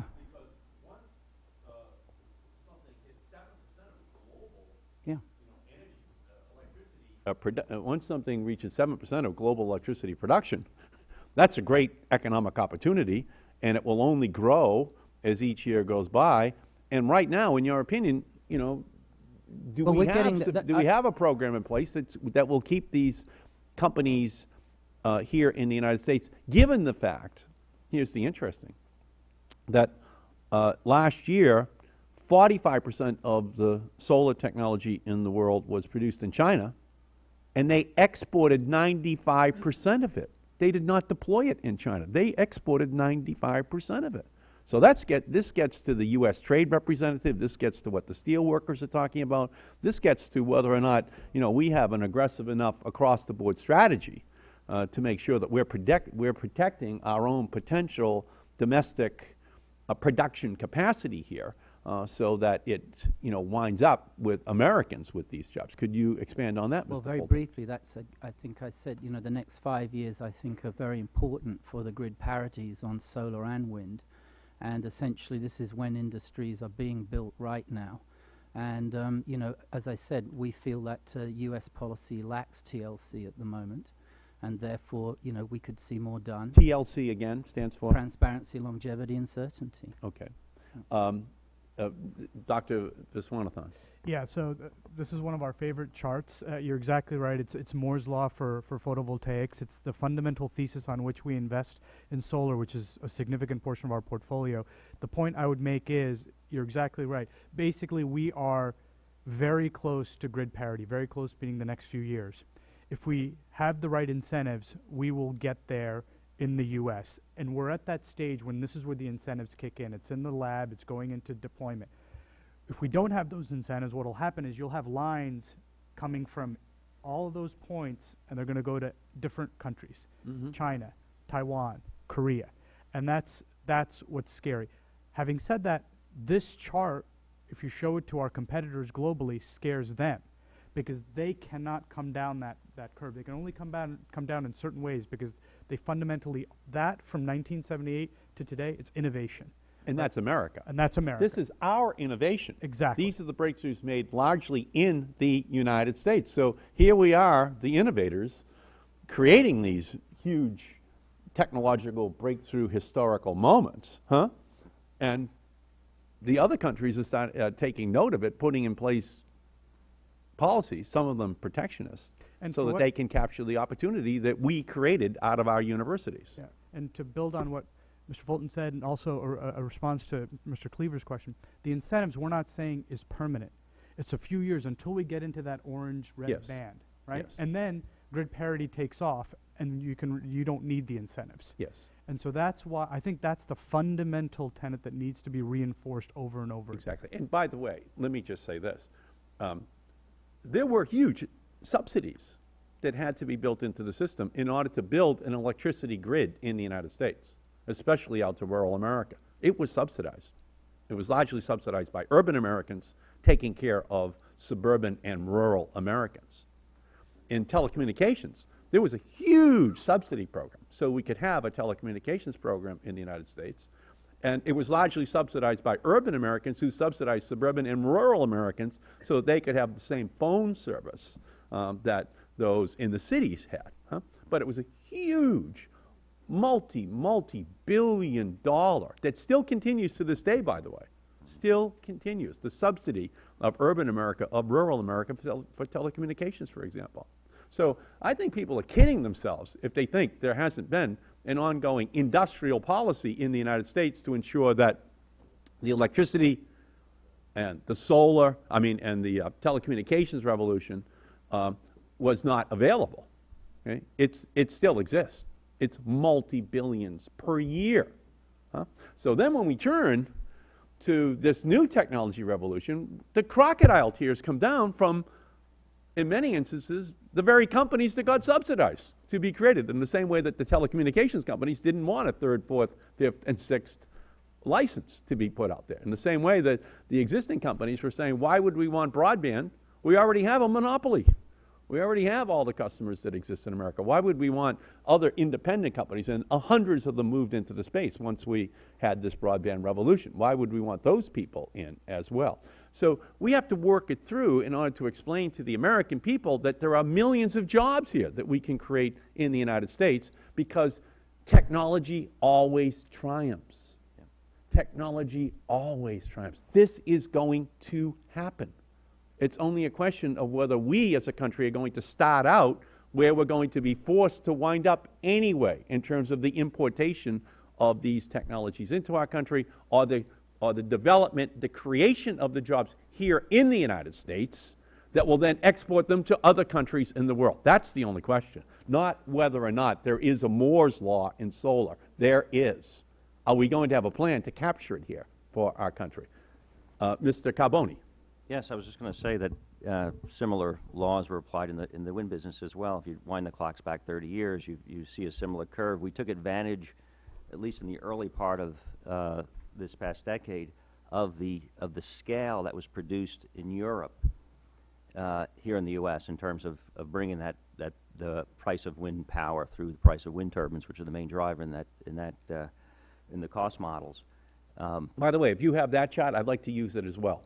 If you've got, if you have a similar chart to that in wind, I would like to use that as well, just so that people can see the inexorable inevitability of the triumph of technology, and whether or not we, rather than being in denial of whether or not this is going to happen, and we understand why the Koch brothers and Tessero and Valero are, okay, but whether or not, Adlai Stevenson, someone said to him, every thinking voter is with you, and he said, yeah, but I need a majority, okay? And the way you get a majority, get a majority is we have hearings like this. We have a big public debate. So to a certain extent, this California referendum is a great opportunity for us as well. Let's have this debate. Let's see where California wants to be, and let's also, though, show who's on the other side of the debate, because they're clearly looking at history in a rearview mirror. Mr. Carboni, please continue. Yeah, just to finish, I think we fully agree. It is technology that will continue to drive us down that curve. Unfortunately, the wind business, a lot of the innovations were not born here, but today they are. And my company in particular has taken a different approach with the technology in order to further drive down the cost of energy. It's just, and it's all technology. But you're saying America is now catching up in innovation in wind. Absolutely. Yeah, absolutely. Mr. Liebreich. So first of all, a couple of examples just to confirm that this is not an academic exercise. This is real. Italy is pretty much where, at the moment, this year or next, the cost of solar in the sunnier parts and south of Italy will be parity with the retail price of electricity. So in Italy, you get to the point where if you want to put an air conditioning unit in, you should generate the electricity from photovoltaic on your own roof. California, perhaps a few years, but this is without subsidy. California, perhaps a few years behind, but not far. What is the difference between retail and wholesale price for solar? Well, the price at the moment is absolutely accurate on that chart. It's around 22 cents per kilowatt hour. It depends how sunny and so on. Italy has very high daytime electricity costs and good sun, and therefore it will get there amongst the first locations. Obviously, wholesale is different. If you're generating electricity and then putting it into the grid, then you're competing with with the coal-fired power station or the gas-fired power station, and then you have to get to a lower price, which is shown on the chart. So if you're a Texas oil refiner, it's very sunny in Texas. Yeah. Huh? Yeah. It's very sunny at Fort Huachuca, Arizona. It's very sunny in Florida. Or those ads are going to start to run again, where a bad day in Florida in the winter is when one cloud goes by. So they advertise all the sun there, and there's a lot more sun there than in Italy or Germany, huh? Yeah. And so. If Slightly lower electricity prices, though. Excuse me? Well, Italy's going to get there first because of slightly higher daytime electricity prices, Right. which also matter. But if you're It's an inexorable oil anyway, refiner yeah. in Texas that really wants to just continue to bring in oil from OPEC to refine, all that sun in Texas, it's going to be scary every day you go out and you have to put on sun protection, and you're an oil refiner in Texas.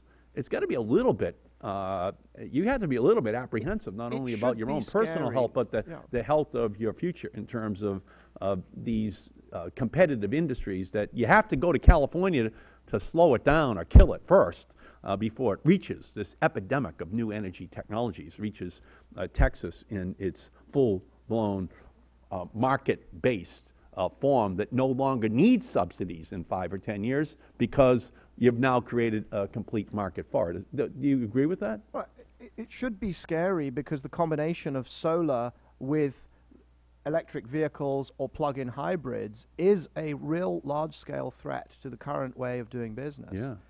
And so it should be.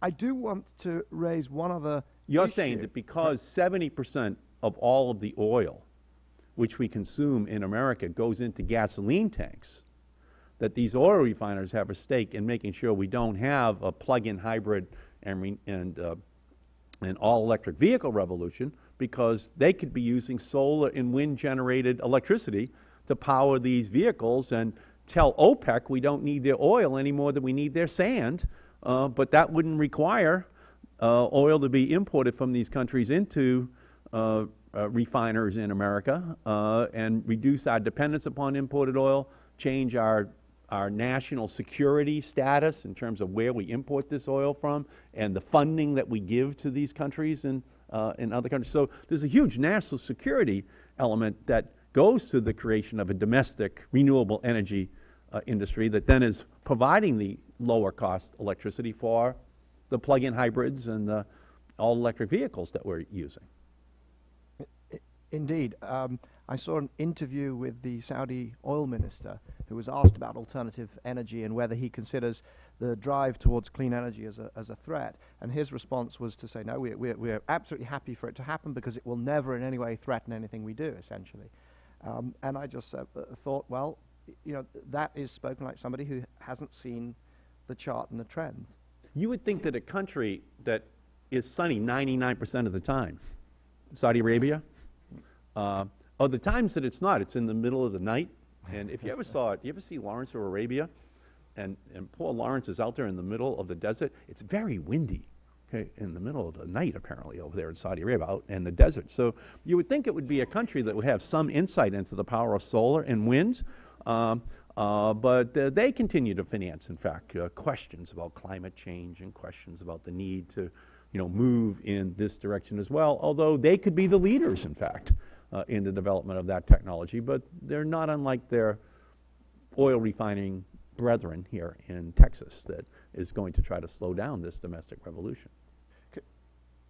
Could I, if I may, comment on one other aspect of this global race which this raises, and that is there is a caveat around how we go for those manufacturing jobs. Yes. And if you go back to the analogy of the telecoms industry, which was an enormously successful industry and created jobs through your efforts and the efforts of others in creating the frameworks, we do import almost all of our mobile phones. The manufacturing is not generally domestic US, but the license, the technology, the value add very much is. And we have an analogous situation where those innovations, many of which were here in the US, are embedded in a lot of the technology that's coming out of China and other parts of the world.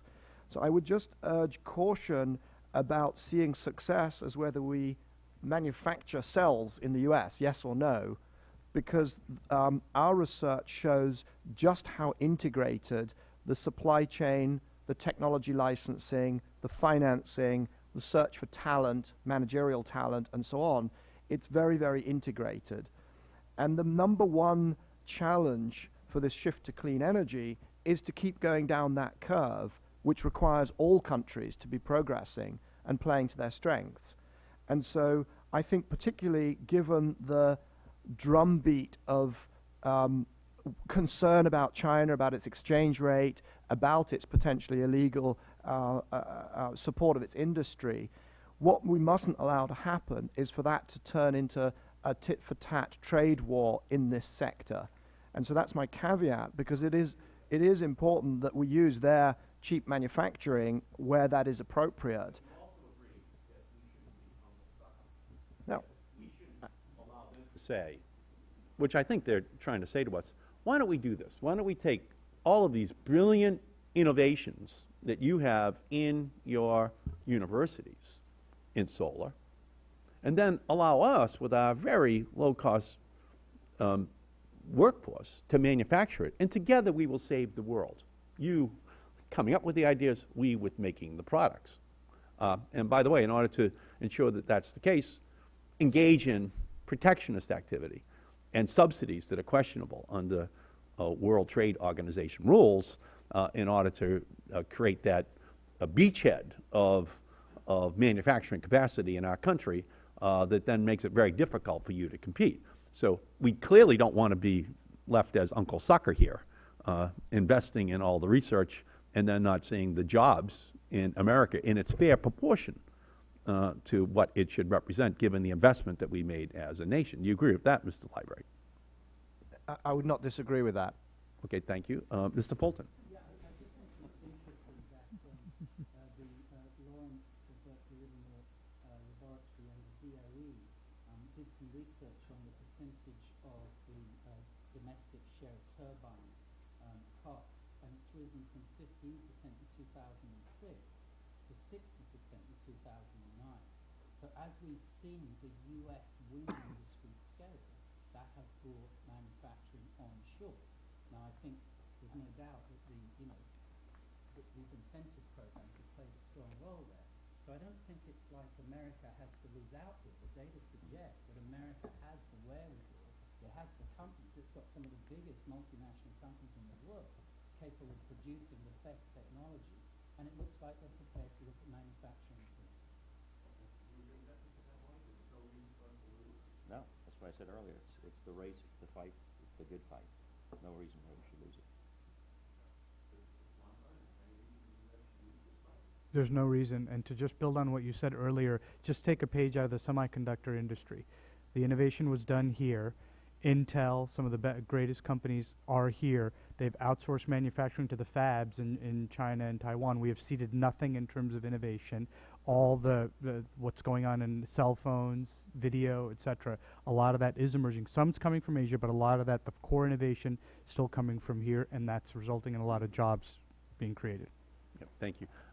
Mr. Fulton, you contributed to a report published earlier this month that looked at the claims made by global warming skeptics regarding the fundamental science of climate change. First of all, why did Deutsche Bank decide to put out that report? Well, that report actually came out of my research unit, so I take responsibility. Deutsche Bank's name's on our research, but the responsibility is my unit. Since I work in an asset management division that has climate change investment products, it would be remiss of me as a fiduciary not to check our investment thesis, which is that there is climate change. So to me, it's an absolute necessity to be aware of the science and aware of the facts. And if you have an investment thesis and you're wrong, you have to change your investment thesis. So we went to Columbia University, the climate center there, and we said, we're not scientists, but we know you well.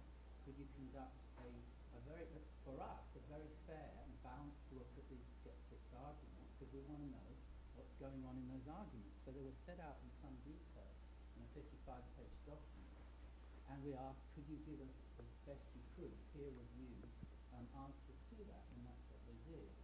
And at the end of that, our conclusion, as we're not scientists, but our conclusion as investors is that we felt comfortable with our investment thesis.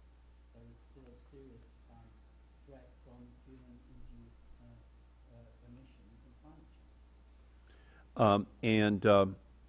And how has that approach to the issue and investment in climate and clean energy technology as a result evolved over the last several years at Deutsche Bank? Well, you know, we have at the moment $5 billion under management related to climate change themes, and that has gone up and down with the markets. And there's no doubt since the financial market crisis hit, and since the volatility, and I'd say the volatility in policy, because these are policy-related markets, and that it's been more on hold. In terms of not what we're doing, but in terms of investor perception. So I think we now, again, at a very important crossroad. It's not just because at the end of the day, as you're pointing out, I mean, unless investors get behind it, where's that trillions of dollars coming from? So we are looking for, the markets are doing their best. They're innovating. We have a private equity group as well. So we're trying to do our best. Everyone is, but at the end of the day, unless we have, I'm afraid to go back to this TLC structure, then while we're in that scale deployment phase, which we're in for the next... TLC stands for, again? Transparency, longevity, and certainty. Okay, good, unless we have that as investors, the cost of capital is going to remain high and the uncertainty is going to remain there, and you won't see the adequate flows that you're going to need to really get there. So I think at the moment, a lot of us are saying, okay, let's see how policy goes in America in particular in the next few months. I think it's a very important signal. Okay, thank you. Now, Mr. Leibrach, I have a slide that I'd like to put up for a moment. I don't believe that you used this one during your presentation, but I think it's a very interesting one. If we can get it up on the screen here, could you explain briefly what we are looking at? I think this is the one that says that U.S. wind manufacturing supply is projected to ramp up to 14,000 to 15,000 megawatts per year over the next couple of years, but projected demand falls way short of that. Could you put that up on the screen, please?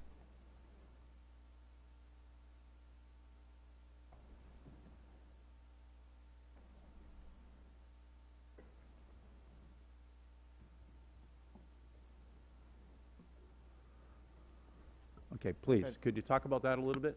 Yes, certainly. Thank you very much. So this is output from our wind team. The years up until 2009 are historic. 2010 is our estimated outturn for this year. There is a downturn this year in wind. There is a downturn.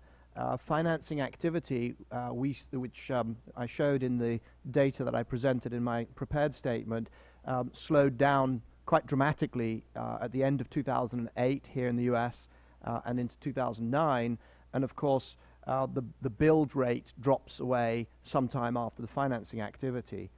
What we're seeing in the US is that over the longer period from 2005 through till 2008, 2009, was that demand outstripped supply. There are a number of reasons for this. There are only two domestic manufacturers, GE and a smaller company called Clipper, before Nordic Wind's arrival on the scene, a very welcome development.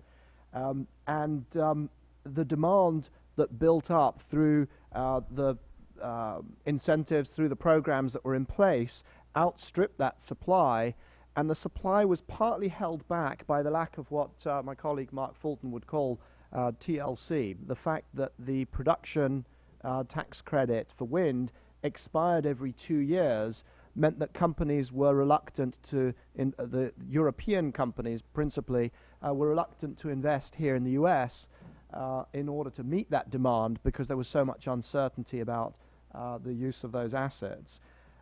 What is happening now is that there is substantial new investment, and you can see on this chart who's doing the investing. Now you can see GE in dark blue and Clipper at the top in light blue, but the expansion in capacity is coming from Vestas of Denmark, Siemens of Germany, Gamesa of Spain, and Nordex also of Germany. And they're coming to the US and they're building manufacturing or assembly plants. This is all measured at the end assembly stage.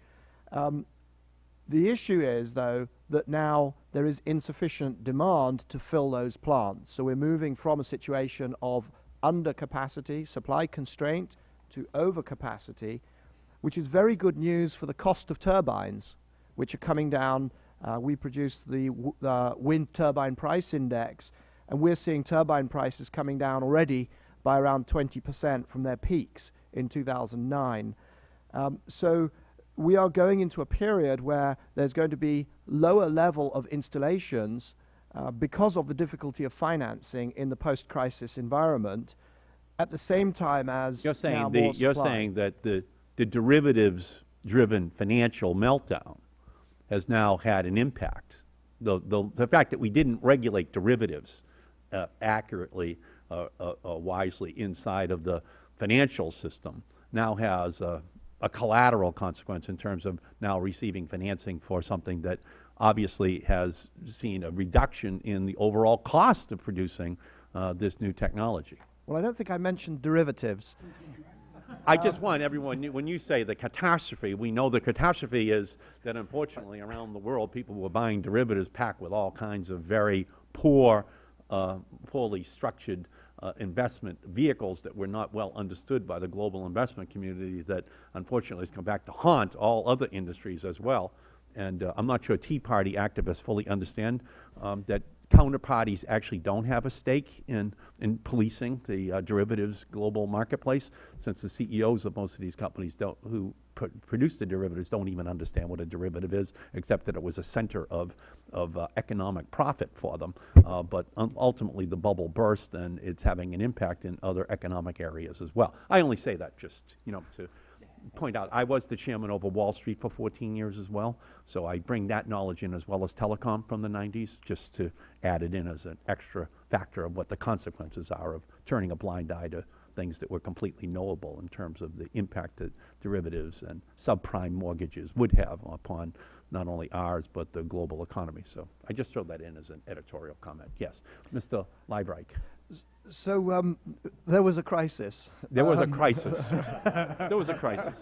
There was a crisis. And it did have a substantial impact on this sector. Yes. And the sector is still suffering from that.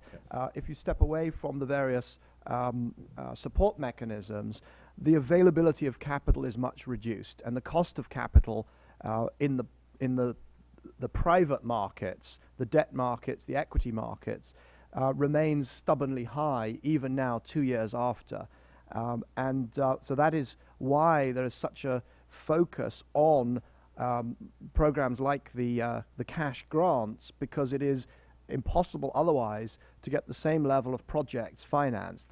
Some projects will get financed, but there is a chunk that will not happen without the continuance of some of these programs here in the US. And what we're seeing here in terms of the dotted line that you see on the chart, which is the line of demand, that is on the assumption that the cash grants continue in place, the Recovery Act cash grants continue in place. We will see a bad year this year, a drop to 6 gigawatts of installation, and then bouncing back somewhat, but that bounce back is in jeopardy if those grants are not continued. So you want a continuation of the grant programs, the loan programs, the tax programs that are on the books, and would you also want a national renewable electricity standard to be put on the books, so that you have you have a belt and suspenders program where there is a policy that's established combined with then the financing programs that are put in place that help to facilitate the installation of the renewable energy sources that create a much more, TLC stands for what again?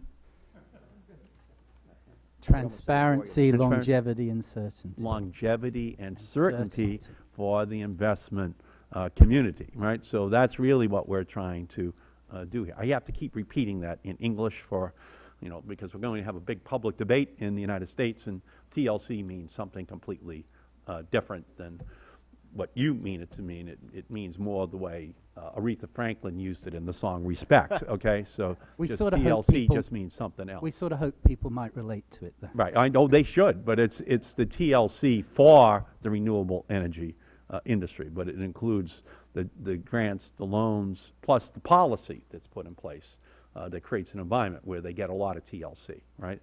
But it has to be continuous, there has to be some longevity, and there has to be some predictability to it.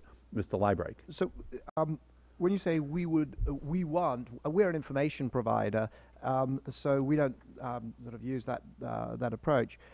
But certainly the industry and our clients would be 100% behind the push for transparency and longevity. So, Mr. Viswanathan, you are a financer. Yes. You do provide the money. Yes. Mr. Leibrake provides the information, you provide the money. Yes. So lay out for us what you need to see put in place so that we have this more predictable investment climate that leads to the reduction in costs and ultimately the withdrawal of the need to have the public financing programs be put in place.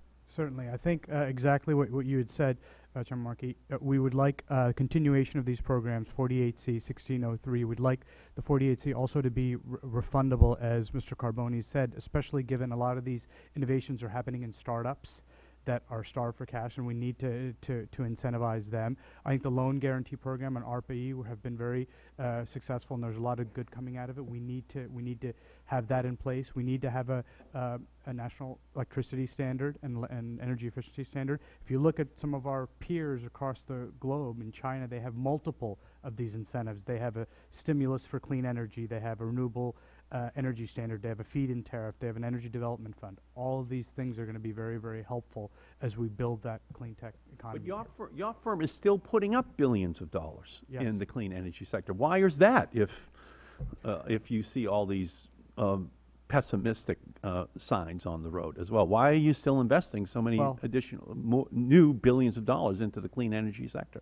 Well, that's a very good question. The two ways I'd answer is because we fundamentally believe in all the things that you said in terms of your chart. Having said that, if all of these stop, you will see investment dry up from our community because we cannot do it ourselves. The scale that is needed is so massive that you will see innovation dollars dry up, and then that will have a spiraling effect on the actual innovation that's trying to get to market. Okay, now, could we pull up Mr. Leibrake's slide number 7, please? Slide number 9, please, so that we could have a little bit of a discussion about that. So this is VC new investment in clean energy sector, in clean energy by sector, the top 15 countries, and the United States is in the lead, looking over its shoulder at number 2, 3, 4, 5, and 6 in the world, huh? So that's a reason to be optimistic. Mr. Carboni, could you take a look at that chart and tell us why that's happening, and are you optimistic that it could continue? Yeah, while Michael provides the information and Ravi provides the money, we initially consume the money, but we hope to make the money. Okay, great. As well. Yeah, I would have to say that, and you showed in your chart as well, that this money is, for the most part, financing innovation and technology development.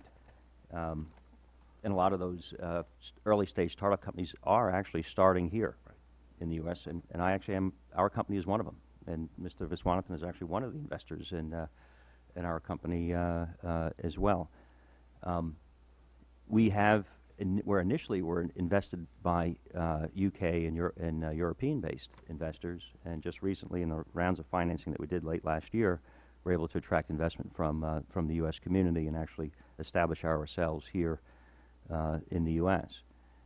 So we are part of that, somewhere, small part, but a part of that top bar on this chart.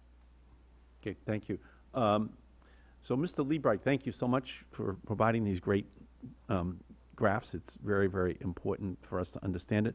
Mr. Fulton, last month your colleague at Deutsche Bank, Kevin Parker, was quoted in a Reuters article. Here's what he said: "They're asleep at the wheel on climate change, asleep at the wheel on job growth, asleep at the wheel on this industrial revolution taking place in the energy industry. You just throw up your hands and say, we're going to take our money elsewhere." Now, this is your company's head of the global head of asset management. Can you give us some context here, what Mr. Parker was talking about? This is testimony ultimately before the United States Senate as they were trying to pass a climate and clean energy bill that ultimately was stopped by, I hate to say it, but it's basically the oil senators from Oklahoma and the coal senators from Kentucky, that the Republicans, that basically just stop it over there. So, you know, again, we continue to have this tension that exists. Could you talk a little bit about what Mr. Parker was making reference to? Well, I can't talk for him directly, but I think, you know, as I understand it, what we're saying, what he's saying and what I believe is that it's very simple. The U.S. Congress has not passed anything this year, and it's been an important year, so that's just a fact. So we don't have a climate or energy bill coming out into law, so, you know, that, as I say, that's just fact. In terms of capital deployment, again, I think the point is that I think it's particularly in the longer term. Where is capital going to go in the next 5 to 10 years? And unless the United States has this policy package and structure that's going to encourage that flow, it's not going to take place. It's not going to take place. Now, I understand that none of you are international trade lawyers, but I would like to get your views on the United Steelworkers petition to the U.S. Trade Representative regarding China's violations of trade rules in the clean energy sector. As I mentioned in my testimony, I believe that we very much need a climate of intense Darwinian paranoia inducing competition in the renewable energy sector so that we can drive down the cost of each of these technologies as quickly as possible. But if China is violating international trade laws, our domestic workers and domestic industry as a whole is put at an obvious disadvantage. I'd like to ask each of you how important this issue is in terms of leveling the playing field, so that all countries feel that they have a stake in this competition to create a manufacturing sector that induces the paranoia, that lowers the cost for production as quickly as possible. Mr. Fulton, and right across, and you can each disclaim any knowledge as an international trade lawyer. Yes, indeed, I do disclaim any knowledge Yes. of international trade law, and obviously would make the point that we have to wait and see, you know, what is determined in that situation. I'd make one comment about China's policy. It's very comprehensive. We've heard this from other participants. They are tackling this issue at many, many levels. And, you know, we even note that they've been talking about looking at carbon markets domestically in China. So one thing I would say is that I think sometimes people have said, well, the Chinese may not be doing anything. Well, the Chinese are certainly taking action here. The question is, you know, if it happens to be contributing WTO, which I don't know, then that's up to the WTO. Okay, thank you. Mr. Carboni. Yes, my knowledge on the situation is entirely what it should be, what you'd like to have, but I think there is a relationship, we discussed some of it here earlier, between technology development, manufacturing, the financing of it, and the deployment of it, and I'm not sure, because I haven't educated myself enough to really understand what the U.S. Steelworkers are trying to accomplish, and what in particular technologies are they really trying to tackle here. Okay, thank you. Mr. Viswanathan? Yeah, I would build on what you said about level the playing field, and that's what this whole discussion has been. A lot of it has been around incentives and spurring that innovation. But the flip side of that is making sure that we have policies where if there's trade violations, we figure out what it is and make sure that there's policies such that globally no country can arbitrage a system to get away with it. Thank you. Mr. Liebright? Again, I will make the caveat that I'm not an international trade lawyer, but on the economics of it, I think that, first of all, the big opportunity for U.S. wind turbine manufacturers is not exporting to China. And likewise, I suspect that Chinese manufacturers are going to find it easier to export to some of the other markets where their technology might be more appropriate. So their technology is not as productive, as it does, the yields are not as high, and so on. So I was recently in Brazil and came across a number of representatives of Chinese wind turbine manufacturers. So the battle between US wind technology and Chinese wind technology might well be happening elsewhere in the world. I think in terms of the case, if you look at some of those elements, it will be very difficult to, without claiming to be a lawyer, very difficult to prevail in terms of cheap loans and so on. It's hard to distinguish some of those programs from some of the programs here. One element of what China is doing gives me great cause for economic concern, and that is anything to do with restricting the export of rare earth minerals has to achieve a different status of attention, I believe, from all of the normal trade law and trade, the tit for tat and the to and fro around trade. We can deal with that through WTO. Rare earth minerals are different because there are no other substantial sources on this planet that have been developed, that have been found and exploited Outside and of China. developed outside China. So which minerals are you referring to? So we're talking about some of the exotic dysprosium and some of the exotic doping minerals that you need to make permanent magnets in some of the solar technologies. And the permanent magnets, go into the most advanced sorts of wind turbines to reduce their weight and increase their power outputs. These are essential technologies also around the smart grid. We're not going to have a smart grid without rare earth minerals. And so I think that we should be prioritizing ensuring that there is a global and open market for these minerals, perhaps over some of the more eye-catching issues around cheap loans, where one can get into an argument about who's doing what to whom and take our eye off the ball. Okay, so you're saying that we need to ensure the raw materials are there so that other countries have the capacity to participate in this global competition, because the denial of access to the rare materials makes it impossible, really, for a level playing field to be created.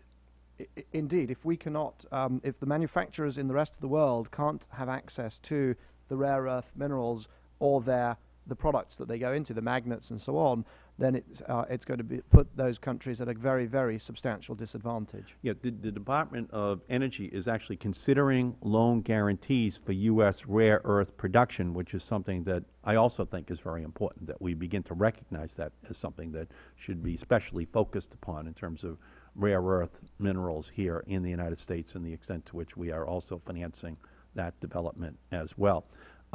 Mr. Liebright, could you put the Recovery Act in context for us a little bit? How important was that legislation last February of 2009 in making sure that we did not see a precipitous drop-off, almost catastrophic in terms of the deployment of wind and solar and geothermal and biomass technologies in the United States? Well, there's two parts to that answer. The big part of the answer is that it played a very substantial role, and had that act not been passed, we would not see the level of installations and therefore also the level of factory openings and job creation that we're seeing now.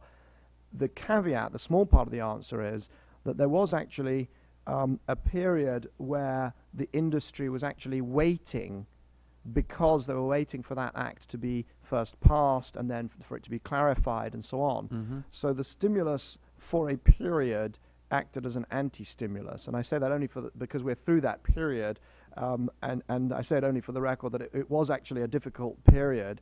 We saw the end of 2008, beginning of 2009, a drop that's perhaps more precipitous as companies waited to see whether they would qualify, what the detailed rules would be. Well, what did it mean for you, Mr. Carboni, that the stimulus bill passed? Actually, little this year, Little this year, but a lot next year. a lot next year. Yeah, so it's given you an investment Absolutely. climate. Lined up, actually, TLC, they're looking for that certainty. TLC stands for? Transparency, longevity, and certainty. And certainty. And the love and care. Yeah, got it. Thank you. And let me just finally then move to this question of the renewable. We have to live here in Congress in an acronym-free world because we're trying to talk to all of these people that Mr. Liebrecht says that if they get all the information, you know, in a digestible form, they'll make the right decision. But part of our responsibility is to be the translators, you know, out of the world of the experts. There is no such thing as a congressional expert, you know, compared to real experts. You know, it's an oxymoron, you know, like Jumbo Shrimp or Salt Lake City nightlife. I mean, there is no such thing as a congressional expert, except to the extent to which we help to translate it into English and other languages spoken in the United States that help to ensure that voters understand, you know, what exactly is at stake. So in terms of a renewable electricity standard, how important do each of you believe that is for a long-term TLC for all of these technologies that you're talking about? We'll go with you first, Mr. Liebrecht.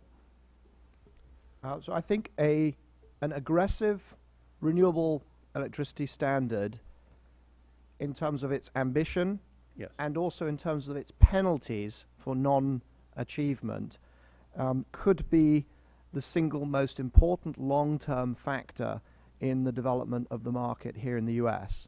But I do say that it has to be ambitious, not something that is easily achieved. Mm-hmm. The good things in life tend to be hard to achieve.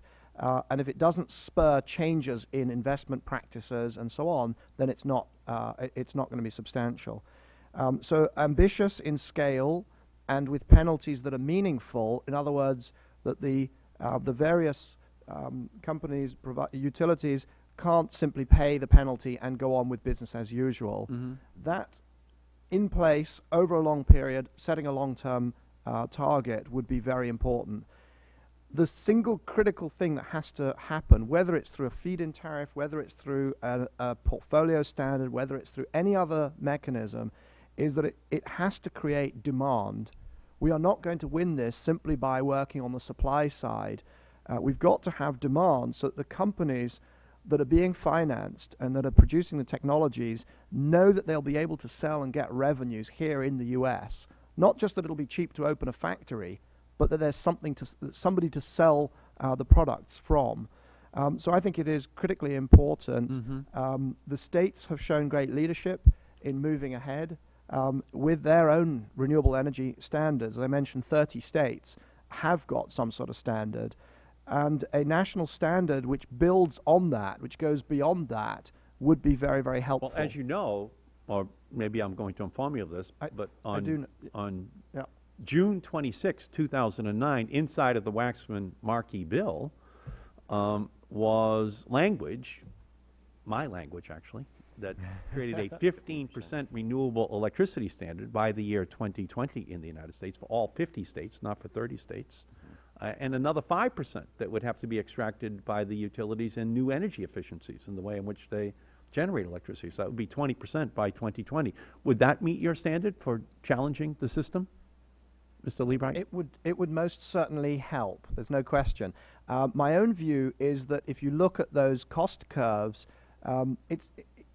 one should err on the side of being aggressive and ambitious. No, what I'm saying to you is, if we're all right and that curve is just going to continue, adding in 20 more states, setting that goal, we'll probably beat that anyway just because of the market that we open up, huh?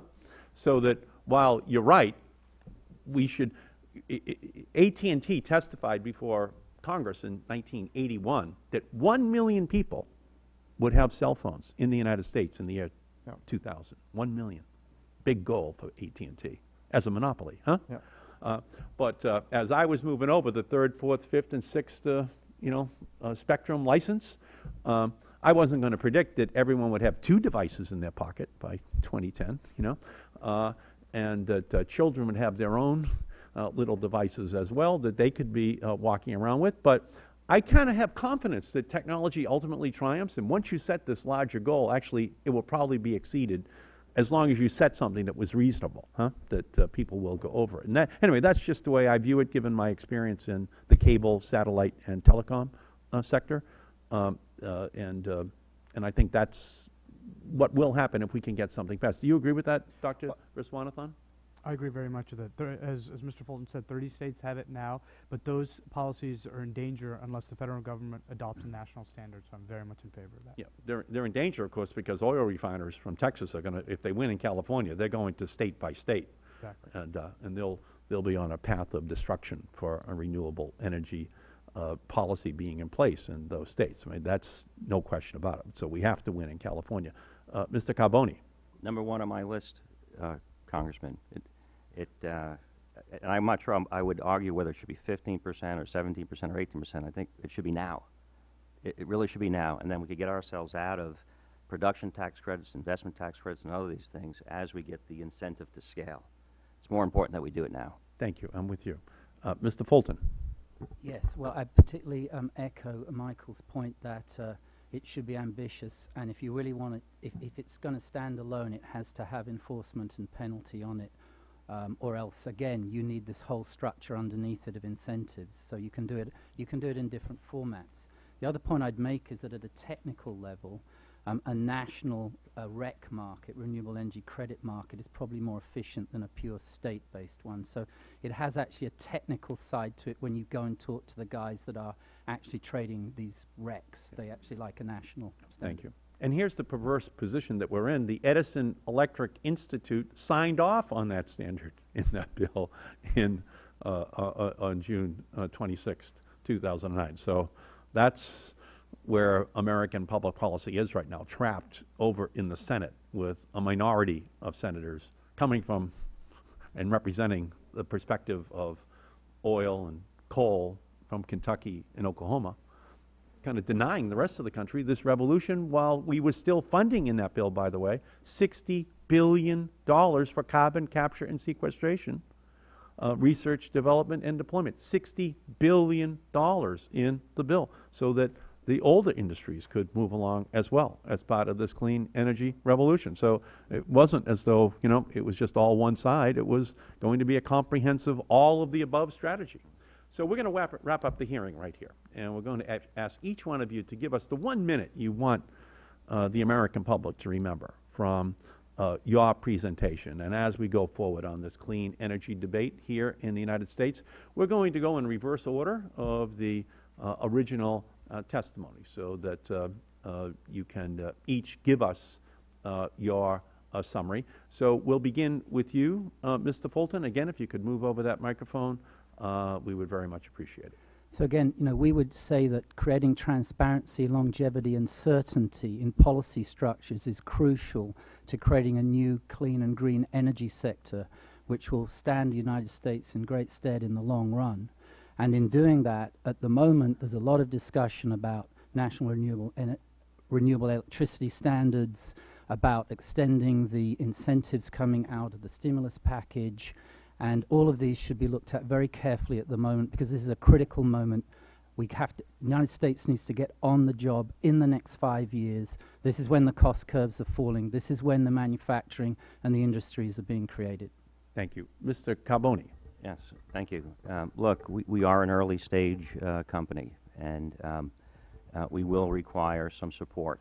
We have very supportive customers and investors, but support in way of real near-term cash-based incentives, like a refundable 48C tax, manufacturer's tax credit, or cash grant in lieu of taxes for our customers, are near-term benefits that will support an early stage company. Long-term, renewable electricity standard is really something. It's a market signal that will absolutely benefit us. We encourage your bill, the Senate to get on, and the President to get on with that this year.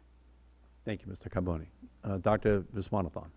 So my firm invests in innovation, and that's been the hallmark of the United States for decades, and it's led to the creation of massive industries resulting in millions of jobs. That's spilled over into clean tech, which we're very excited about. Having said that, we risk losing that competitiveness based on the commitment and resolve of a lot of the global players, particularly in Asia. To stem that tide, we absolutely need to have some of these policies that we've discussed. And to your words, Chairman Markey, I would use all of the above. Thank you. Mr. Liebright. So I would like to highlight that the world is undertaking this shift to a lower carbon energy future. This is not something that is debatable. This is something that is happening, maybe in the earlier stages, but it is happening. That shift will be enormously profound. It will echo not just through the energy industry, but through the sorts of housing, the sorts of transportation. All industries will be impacted by the shift to lower carbon energy.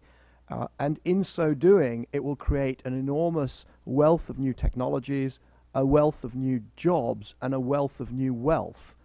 And I think that the US is at a pivotal point where it has to decide whether it's going to be a price taker for the next century on energy, or whether it's going to be a price giver, whether it's going to be leading that revolution or accepting the technologies from other players.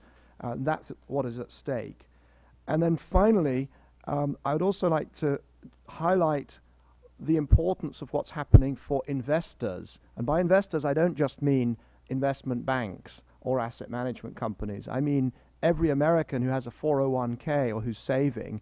And that is that if you see what is happening in the world in terms of the trends in clean energy, then inevitably you conclude that it is riskier to invest in fossil fuels than it is to invest in clean energy. The perception still is the other way round, but the perception is incorrect. Thank you, Mr. Lieberg, and thank each of you for your very important testimony, because we are at a critical juncture in this clean energy debate. For the last several years, the opponents of dealing with climate change have said, well, what is China going to do? We shouldn't do anything until China moves. Well, China is moving. China has targeted this sector. China has a plan. The United States needs a plan. When the United States has a plan, the United States wins. If the United States does not have a plan, we are going to lose. That chart will have China, Germany, India, country after country ahead of us in terms of capturing the full economic benefits of this clean energy revolution. So we really don't have a choice. To use this analogy, that is the telecommunications sector, the United States government had to invest in DARPANET. We had to put up the money initially. When Al Gore was talking about the Internet, we actually had to pass a bill here in Congress in 1991 to take DARPANET and to turn it into the Internet. That's what he was talking about. It was privatized, but it was a public sector investment to create it, not only here but globally. It was a plan which the United States had. And because we had a plan, and because we then privatized it in 1991, we were able to capture the lion's share of the benefits. As long as we then, in 92, 93, and 96, passed the accompanying legislation to ensure it was deployed here in the United States more rapidly, more quickly than in other parts of the world, because then the development of the ancillary ideas would be here as well. We need a similar plan here in the energy sector. The rest of the world is moving. If America put a plan in place, which is what the Waxman-Markey bill was, a green energy bank, a renewable electricity standard, a 50% improvement in the efficiency of all new buildings by 2016, dramatic increase in the appliance efficiency standards in our country, it would incentivize our own country to make the breakthroughs. $60 billion in carbon capture and sequestration for research, development, and deployment. We would be the leader we would be exporting. We would be the price maker, not the price taker. We would be telling the rest of the world, here it is. You know, you want it? Let's have a negotiation over how we share it with you. Instead, we are now confronted with real plans, some of them borderline legal, that are being put in place in other countries so that they are able to get the lion's share. So I agree with all of you. We need a national renewable electricity standard. We have to put on the books on a permanent basis these incentives, the tax, the loan, the other programs, so that over a period of time we create the industries, then we can pull away the incentives because they've reached grid parity. Then they don't need the government anymore. They're off and running, and our private sector has been the winner. So in the same way that we deployed telephone service across America, we deployed electricity service across the country, we invested in the internet in the early years with government money, you can then pull away. You don't have to do it any longer because those people who want to be billionaires and millionaires move in, and they're going to move a lot faster than the government would ever move. Whoever makes that breakthrough in photovoltaic will become the wealthiest person on the planet. They will dwarf Bill Gates. They will dwarf other billionaires. That's a lot of electricity for people around the planet. It's a race to be the wealthiest person on the planet. We have to have a strategy so that the names sound like they come from the United States. That's our goal. Some of them are sitting at this table, you know, and that's who they want to be. The people who ultimately, from the planning, from the financing, then make this stuff and get rich. That's what it should be all about. And right now, my goal, Henry Waxman's goal, Nancy Pelosi's goal, was to create a whole new generations of millionaires and billionaires in our country. And what we're going to need is the venture capital, the banking industry, the technology sector to get into this fight. They have to get on the playing field. We cannot have Texas oil refineries, you know, defining a fight. We need these other industries that are the beneficiaries. We need the future billionaires to get into this, the people who believe in the technology sector, so that we have a level playing field politically, because we are quite confident that our vision is correct. And let me just say again, it is not that we leave behind coal, that we leave behind oil, because we make the investment in them as well to ensure that they become a cleaner set of technologies as well. We need all of the above. That's what our plan has to be, and then America will win, looking over its shoulder at number 2 and 3 in the world.